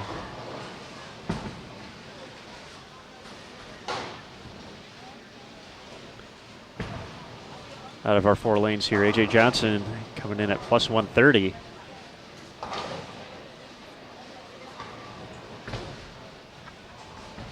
The highest overall out of this group.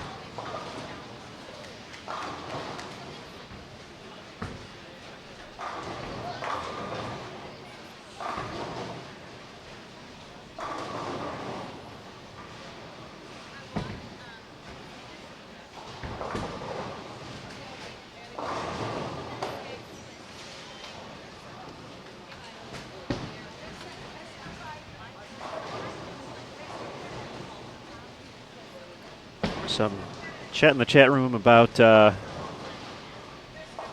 300s. Devin Bidwell did connect for the fourth one. You can find that on the official Facebook page of USBC, the Sport of Bowling USBC.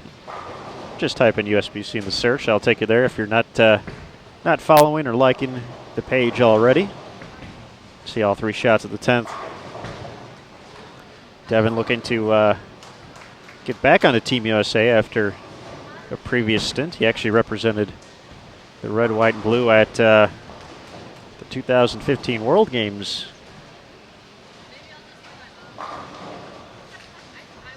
in Canada.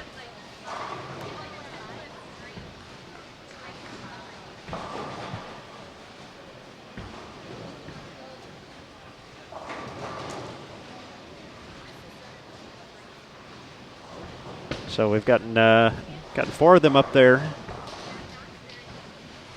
courtesy of myself and Jason Thomas. You can definitely tell the one that I did compared to Jason Thomas. So my apologies to Kenny Ryan for a little bit lesser video quality, but they're all up there. So be sure to check those out after you're done here.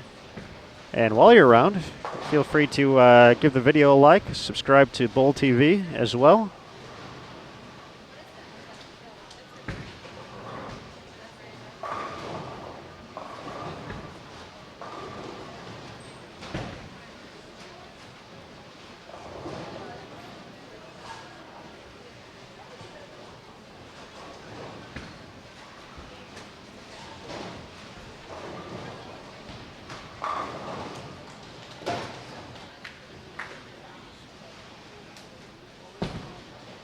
Spoke a little bit earlier. Let me double check. It was the Pan Am Games that Devin Bidwell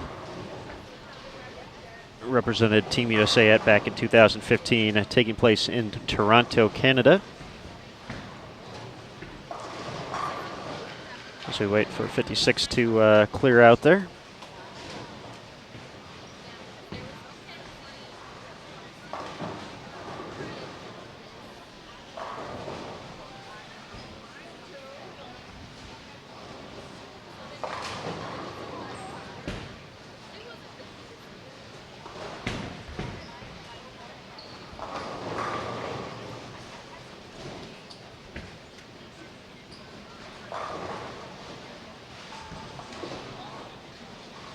Just about ready for the 10th frame over on 57 and 58. Jacob Gill working on 4 in a row.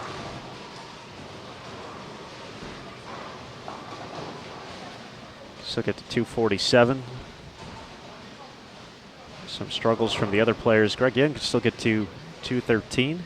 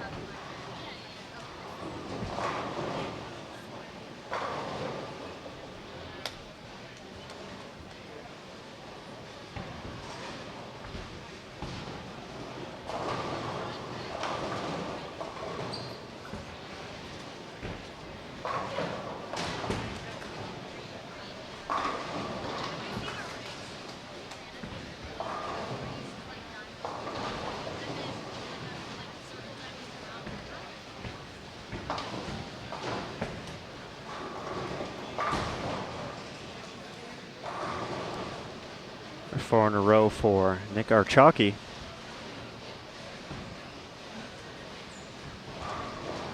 Looking to bounce back strong here in the final 2. Minus 123 through 4 games, but looking to erase that quickly here in game 5.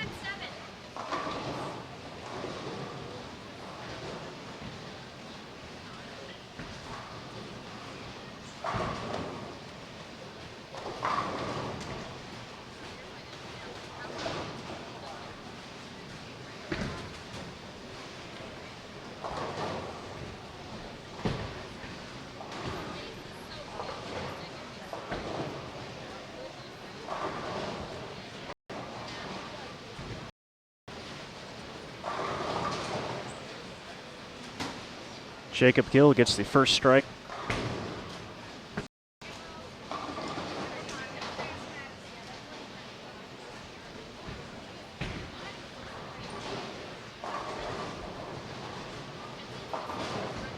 Looking like them. He might make a ball change here.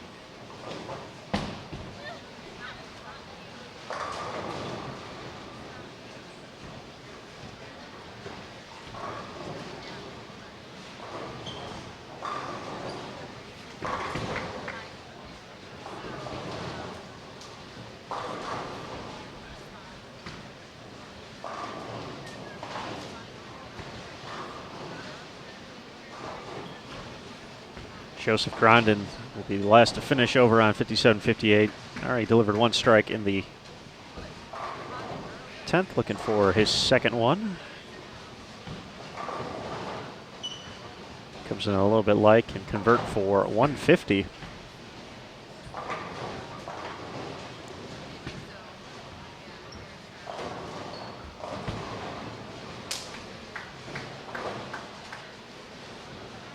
Didn't quite make it to screen, but that slap you heard, courtesy of Brandon Biondo, to make it 8 in a row over on lanes 51 and 52.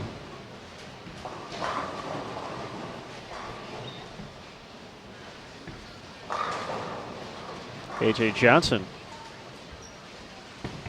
get that trip on the 10 pin.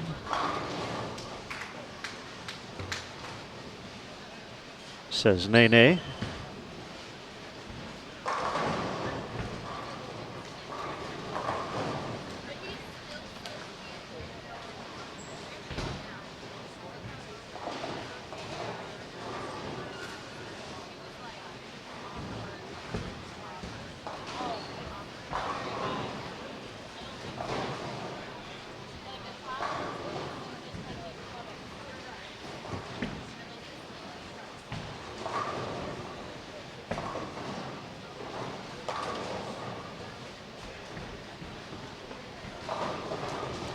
Our Chalky's string of strikes ends at 5. Leaves the 10 pin there.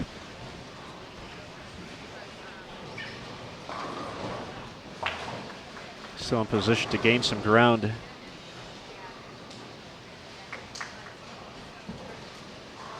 Getting a little closer to plus here.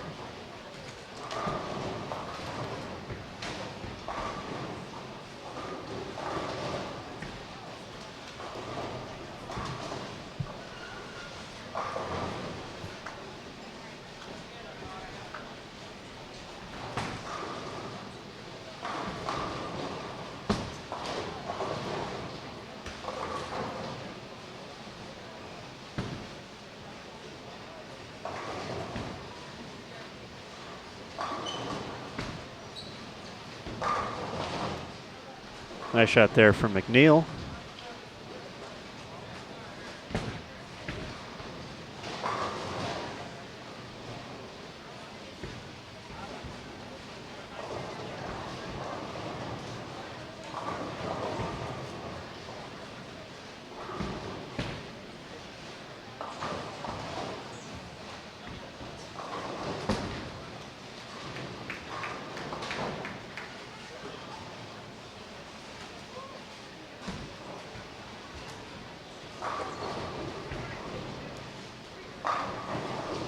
Biondo makes it 9 in a row, so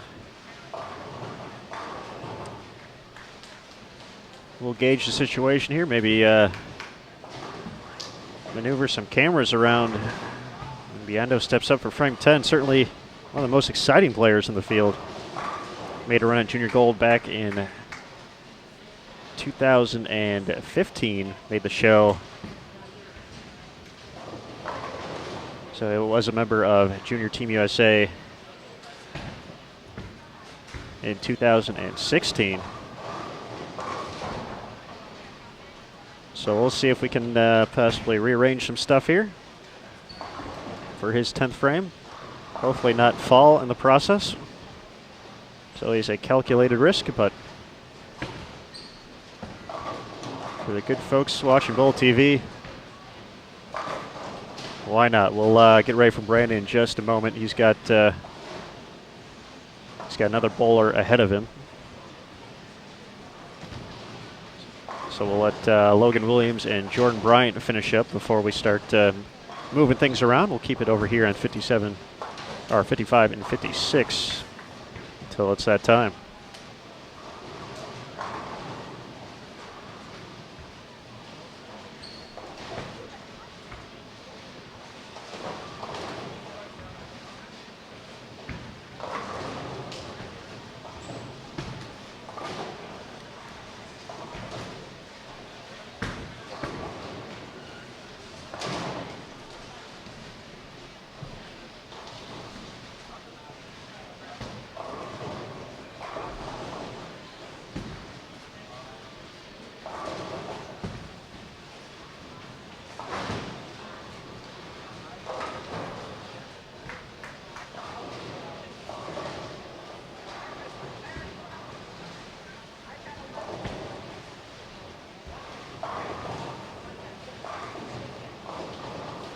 So we still have Phil Ball from Logan Williams, who's going to be in the 230s, so he's going to get to plus this game.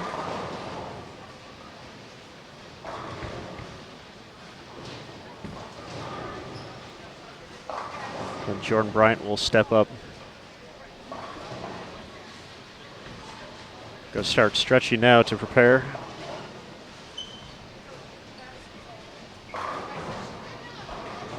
Some could say I might be getting too old for having to continue to arrange these cameras, but that's all right.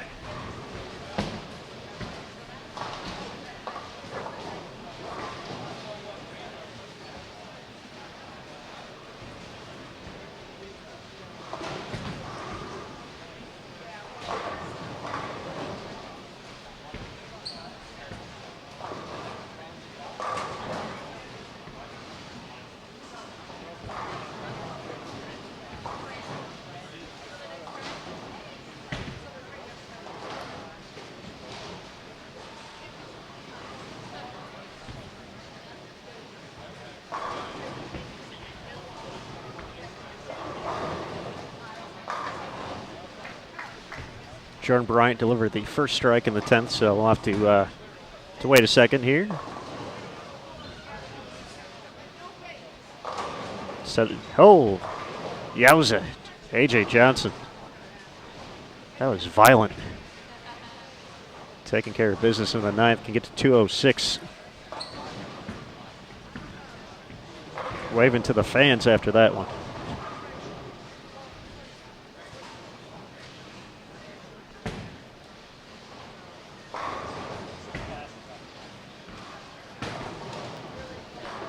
So we'll let you get one more good look at the scoreboard, because that's the camera we're going to have to move to get Brandon's 10th frame. So get one good last look at that before it disappears here in a second. We'll prepare that camera.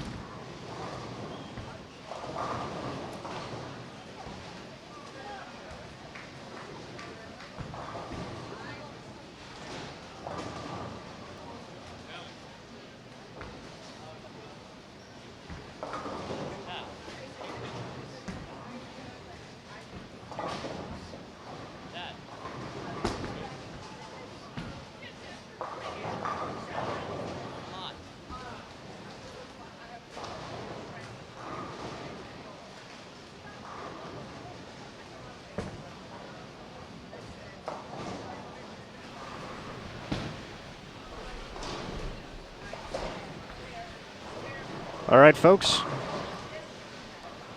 There is the young man, Brandon Biondo. 9 strikes in a row here.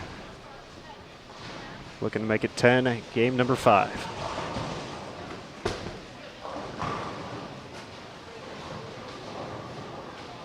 Doesn't quite make it back. It's a 2-4-5 for a moment. Fortunately, ends up just being the 4-5. So great run from Brandon there. With the Sparrow being the 270s, was +8 heading into this game.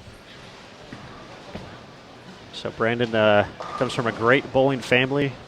Both of his parents, Vince and Joey, past Team USA members. Brandon joined that joined junior team in 2016, as we mentioned. And now he's just showing off, making the 4-5 like it's nothing.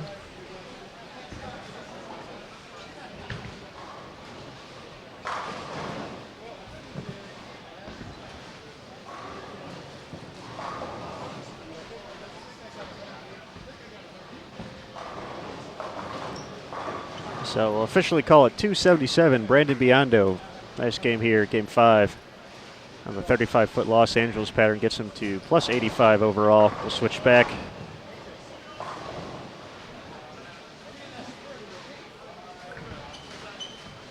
Nick Archaki finishes with 215. Pete Virgo's 148. Dan Rosthorn, 139. Thomas McNeil can spare and strike to get to 203. A.J. Johnson has already delivered a strike in the 10th. Can deliver 2 more to get to 206. Here's his second shot of the 10th.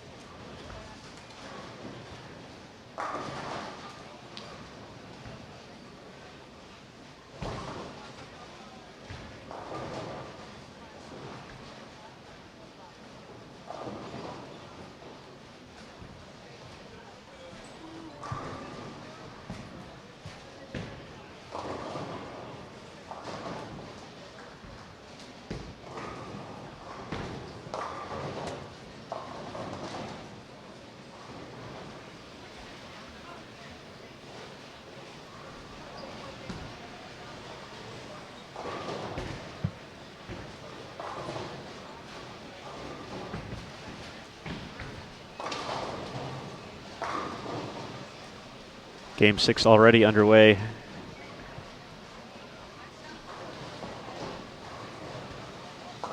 Over on 57 and 58. We have Tyrell Ingalls, Matthew Stevens, Logan Langer, Michael Tang, and Robert Altieri.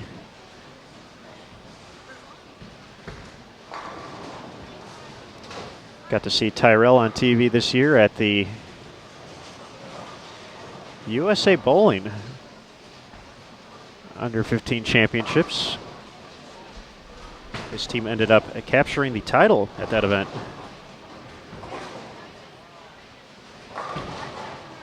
Once again, another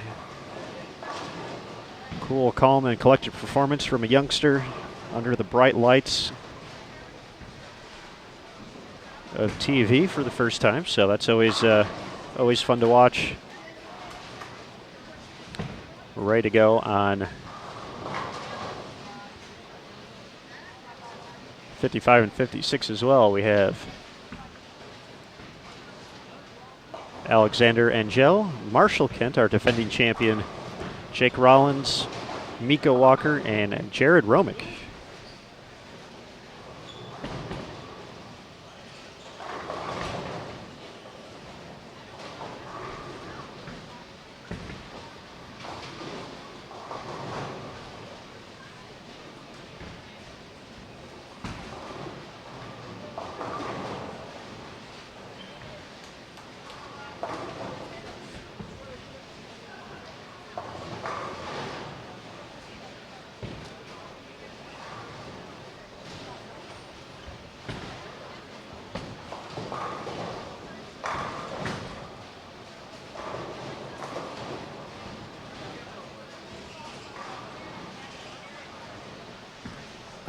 Once again, we got another pretty impressive lineup here. Overall, some talented young folks here. Marshall Kent, his resume is a mile long. Most recently got to see him at the US Open, where he did a lot of cool things that were fun to watch. Just a phenomenal performance overall. Ended up falling in the finals to Francois Lavoie. But even though he did not take the W, that was certainly a fun week, and just super impressed by the young man stepping up on 56 for his overall effort to work.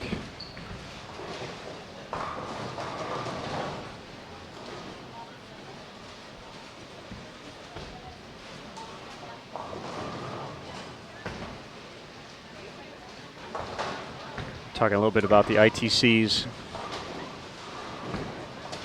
On the men's side last year, McKendry taking the win. Jacob Rollins was a part of the William Patterson team, that ended up finishing runner-up. Jake earned the distinction of being the tournament's most valuable player. So we'll get to see him take his first shot in a moment here. Miko Walker spent some time on Junior Team USA.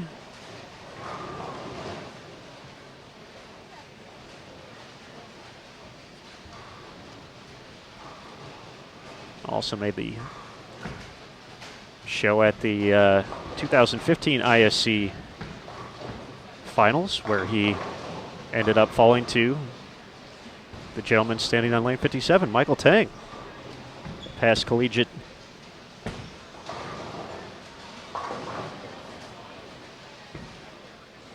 MVP at San Jose State, ISC champion.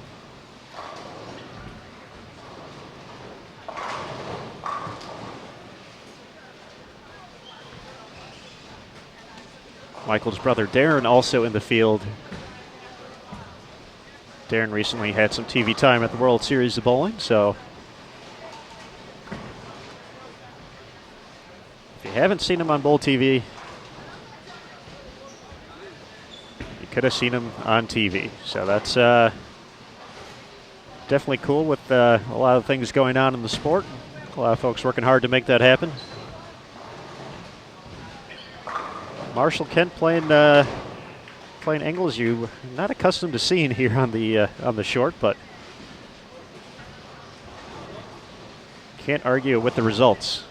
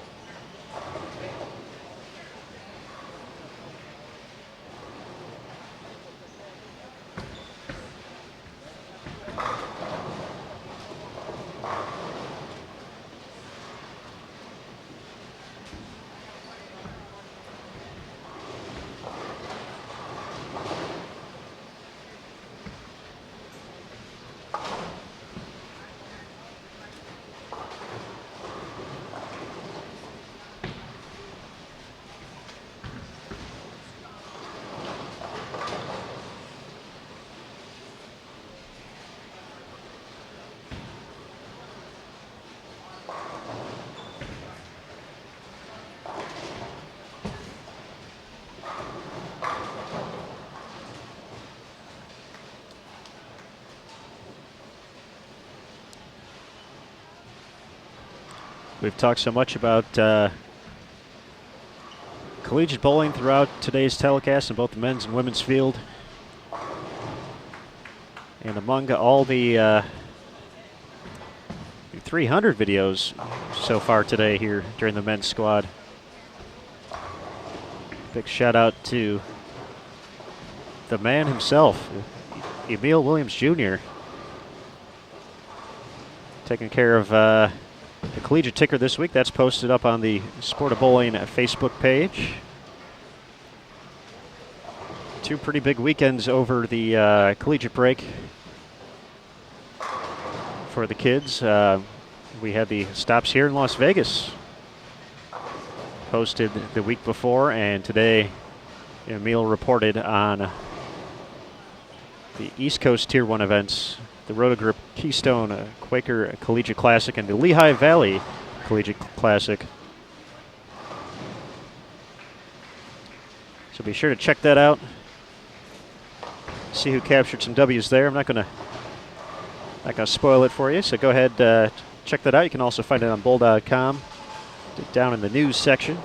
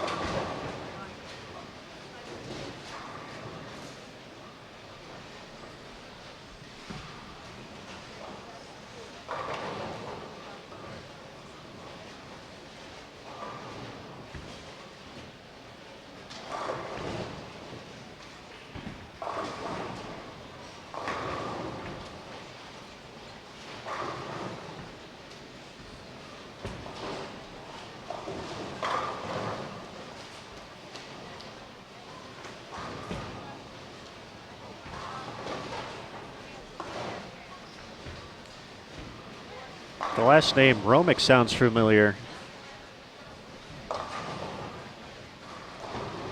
Well, it should, because Justin Romick, longtime player on the PBA Tour, won 3 career titles. Getting our first look at son Jared.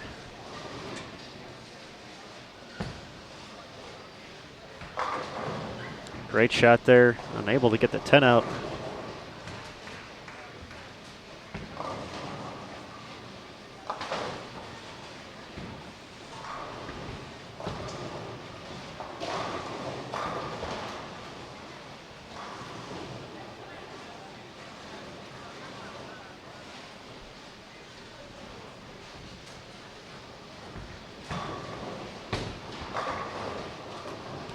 Five for 5, Michael Tang. Delivered here in the finale, Game 6.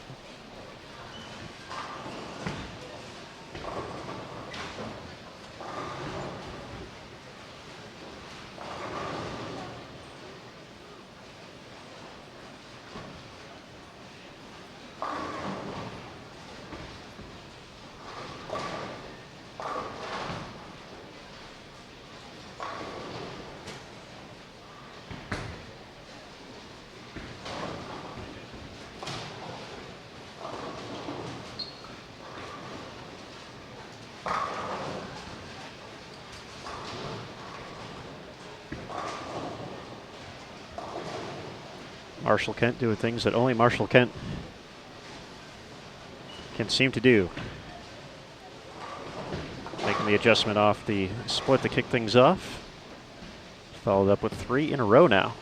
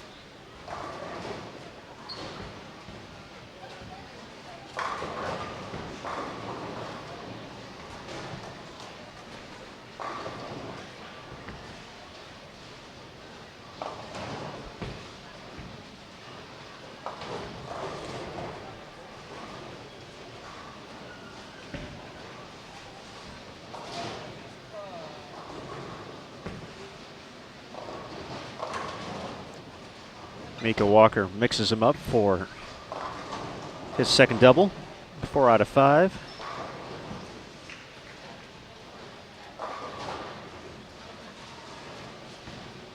Part of the Notre Dame, Ohio collegiate contingent.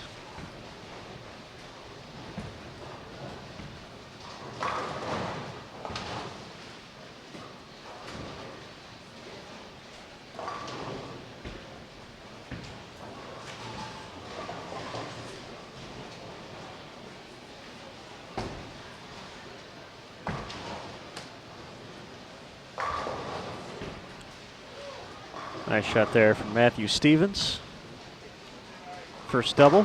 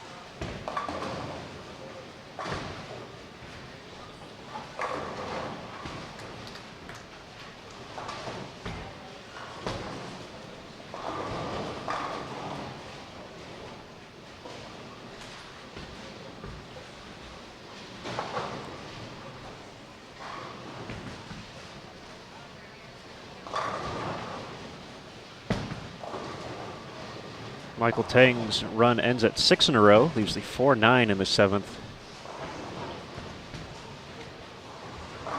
And unable to convert. Michael at plus 80 heading into the final game, so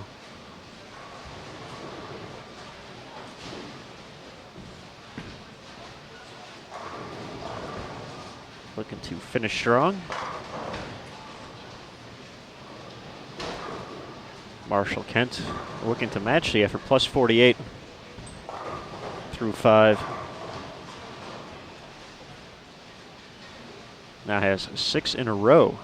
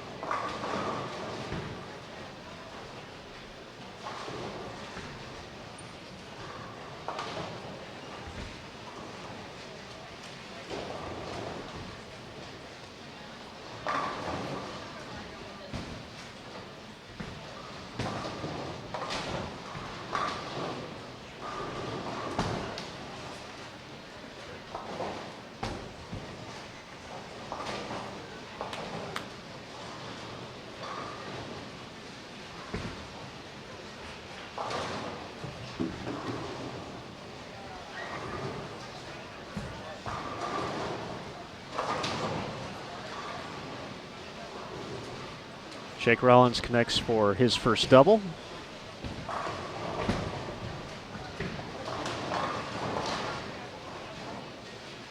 Jared Romick.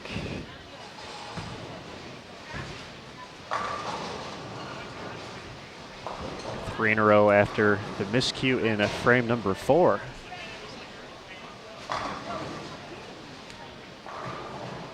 Definitely getting the full variety here in Game 6. Ways to attack this pattern.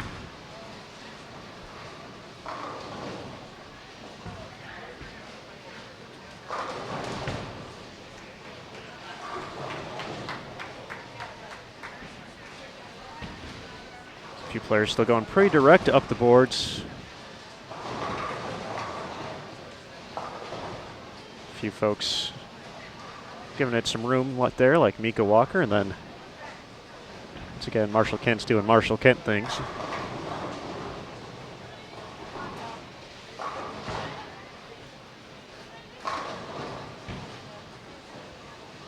Variety is the spice of life. We're seeing it here. The end of day 1. This will be the last game of the day here on Bowl TV.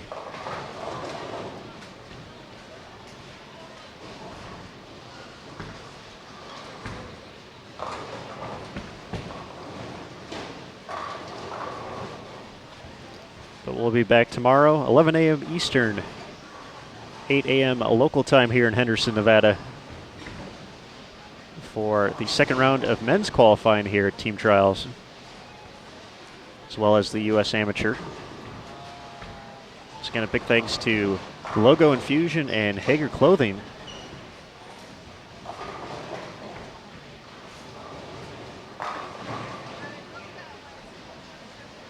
for their continued support of Team USA, Junior Team USA, and the Team USA program.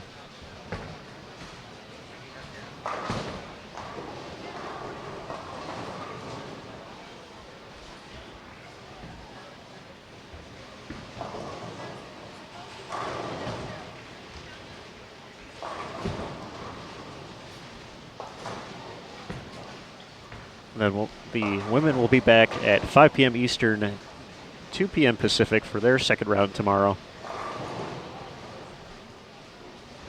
And we'll just keep doing this for like 4 days. It'll be cool. It'll keep you guys busy. We're still on break.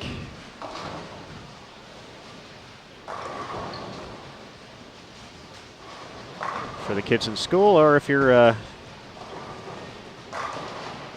got to close out Thursday and Friday at the workplace. I mean, why not tune into Bowl TV? You got my permission. Jarrett throws pins everywhere at that 3-6-10. The important thing is it looked cool. And they all fell down.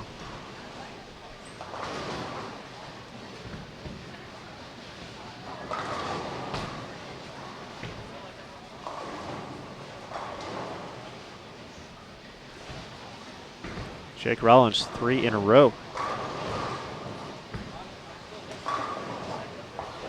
Getting the pins to tumble there.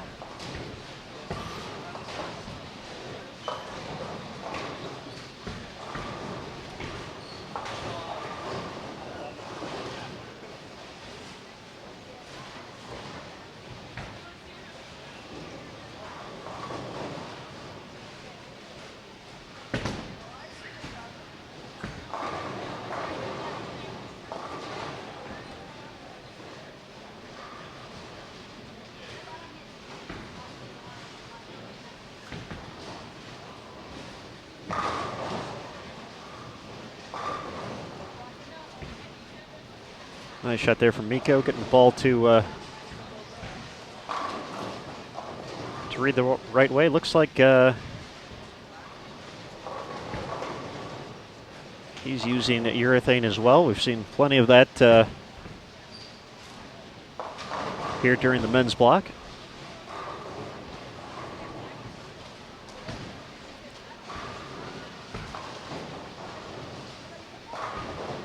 Trying to control that reaction off the 35-foot Los Angeles condition.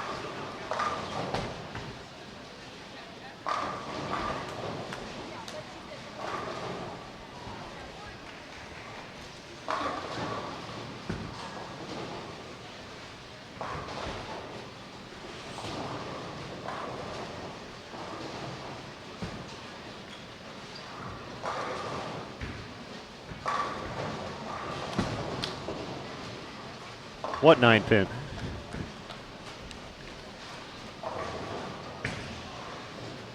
Marshall Kent destroying pins 10 at a time here, 8 in a row. Using 2 different balls here too.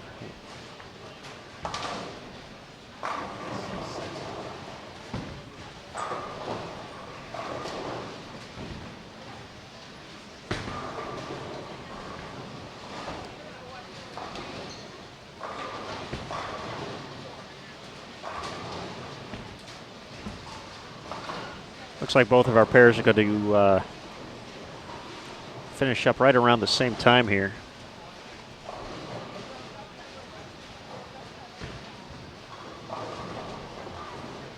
And we'll go ahead and shut them off for the day. Get them some time off.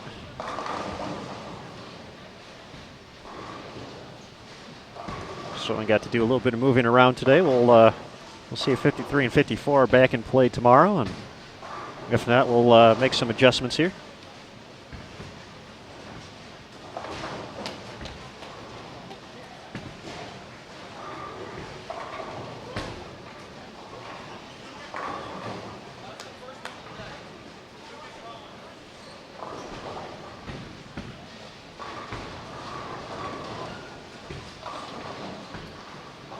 Alexander looking to make it a double. Good shot. 10 doesn't cooperate. It's going to be in the 170s.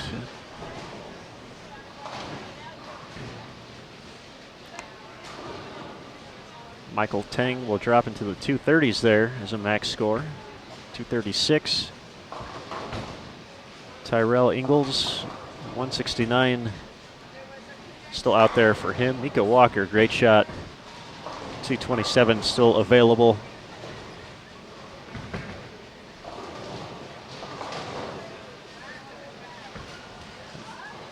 Alexander finishes up 173. One last look at Marshall Kent here.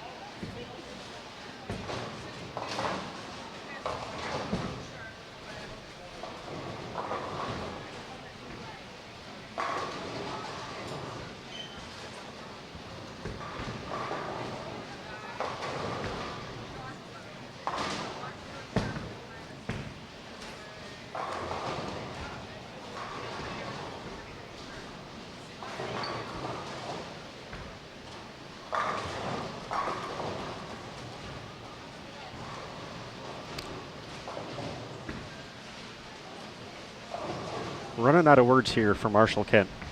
Just an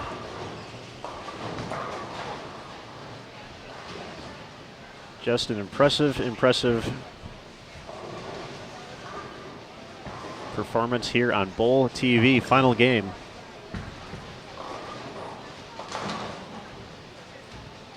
Miko finishes up 213. He'll get to plus 15 overall to finish the day.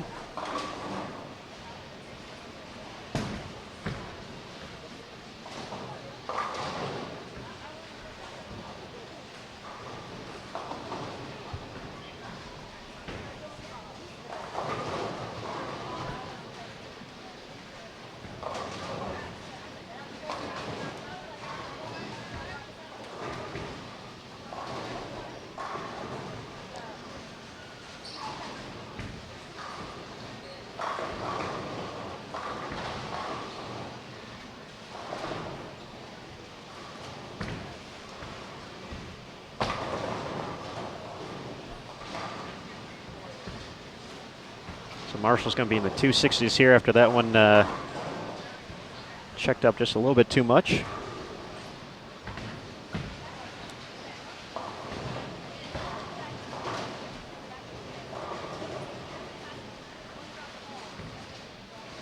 But conversion will give him 266. That'll be a big jump. He was at plus 48 to start this game. So that's 114 just like that. Great finish for Marshall Kent, the defending Team USA Trials champion.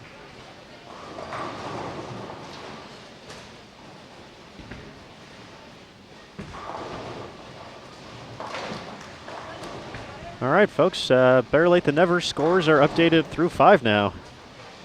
Got 6 players above the 1200 mark. Nick Pate, 1231. Andrew Hall, 1230.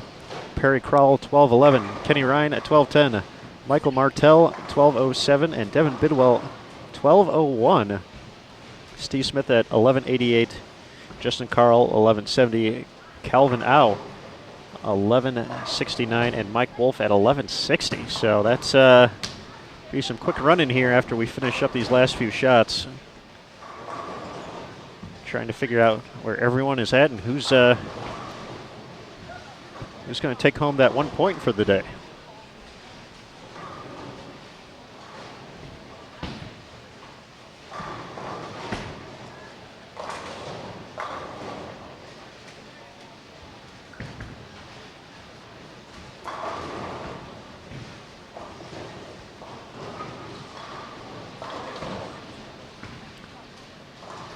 All right, folks, Jake Rollins and Logan Langer will have the distinct pleasure of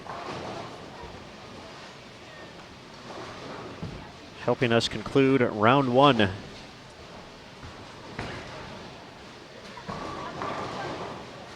Men's qualifying here at the 2017 USBC Team USA Trials, and US Amateur 217 for Rollins finishes at plus 54. 195 for Logan Langer.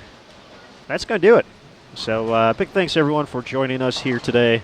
We're going to run down and track some scores. Be sure to check bowl.com later today for a full update. The squad definitely a little staggered here with everyone finishing at different times.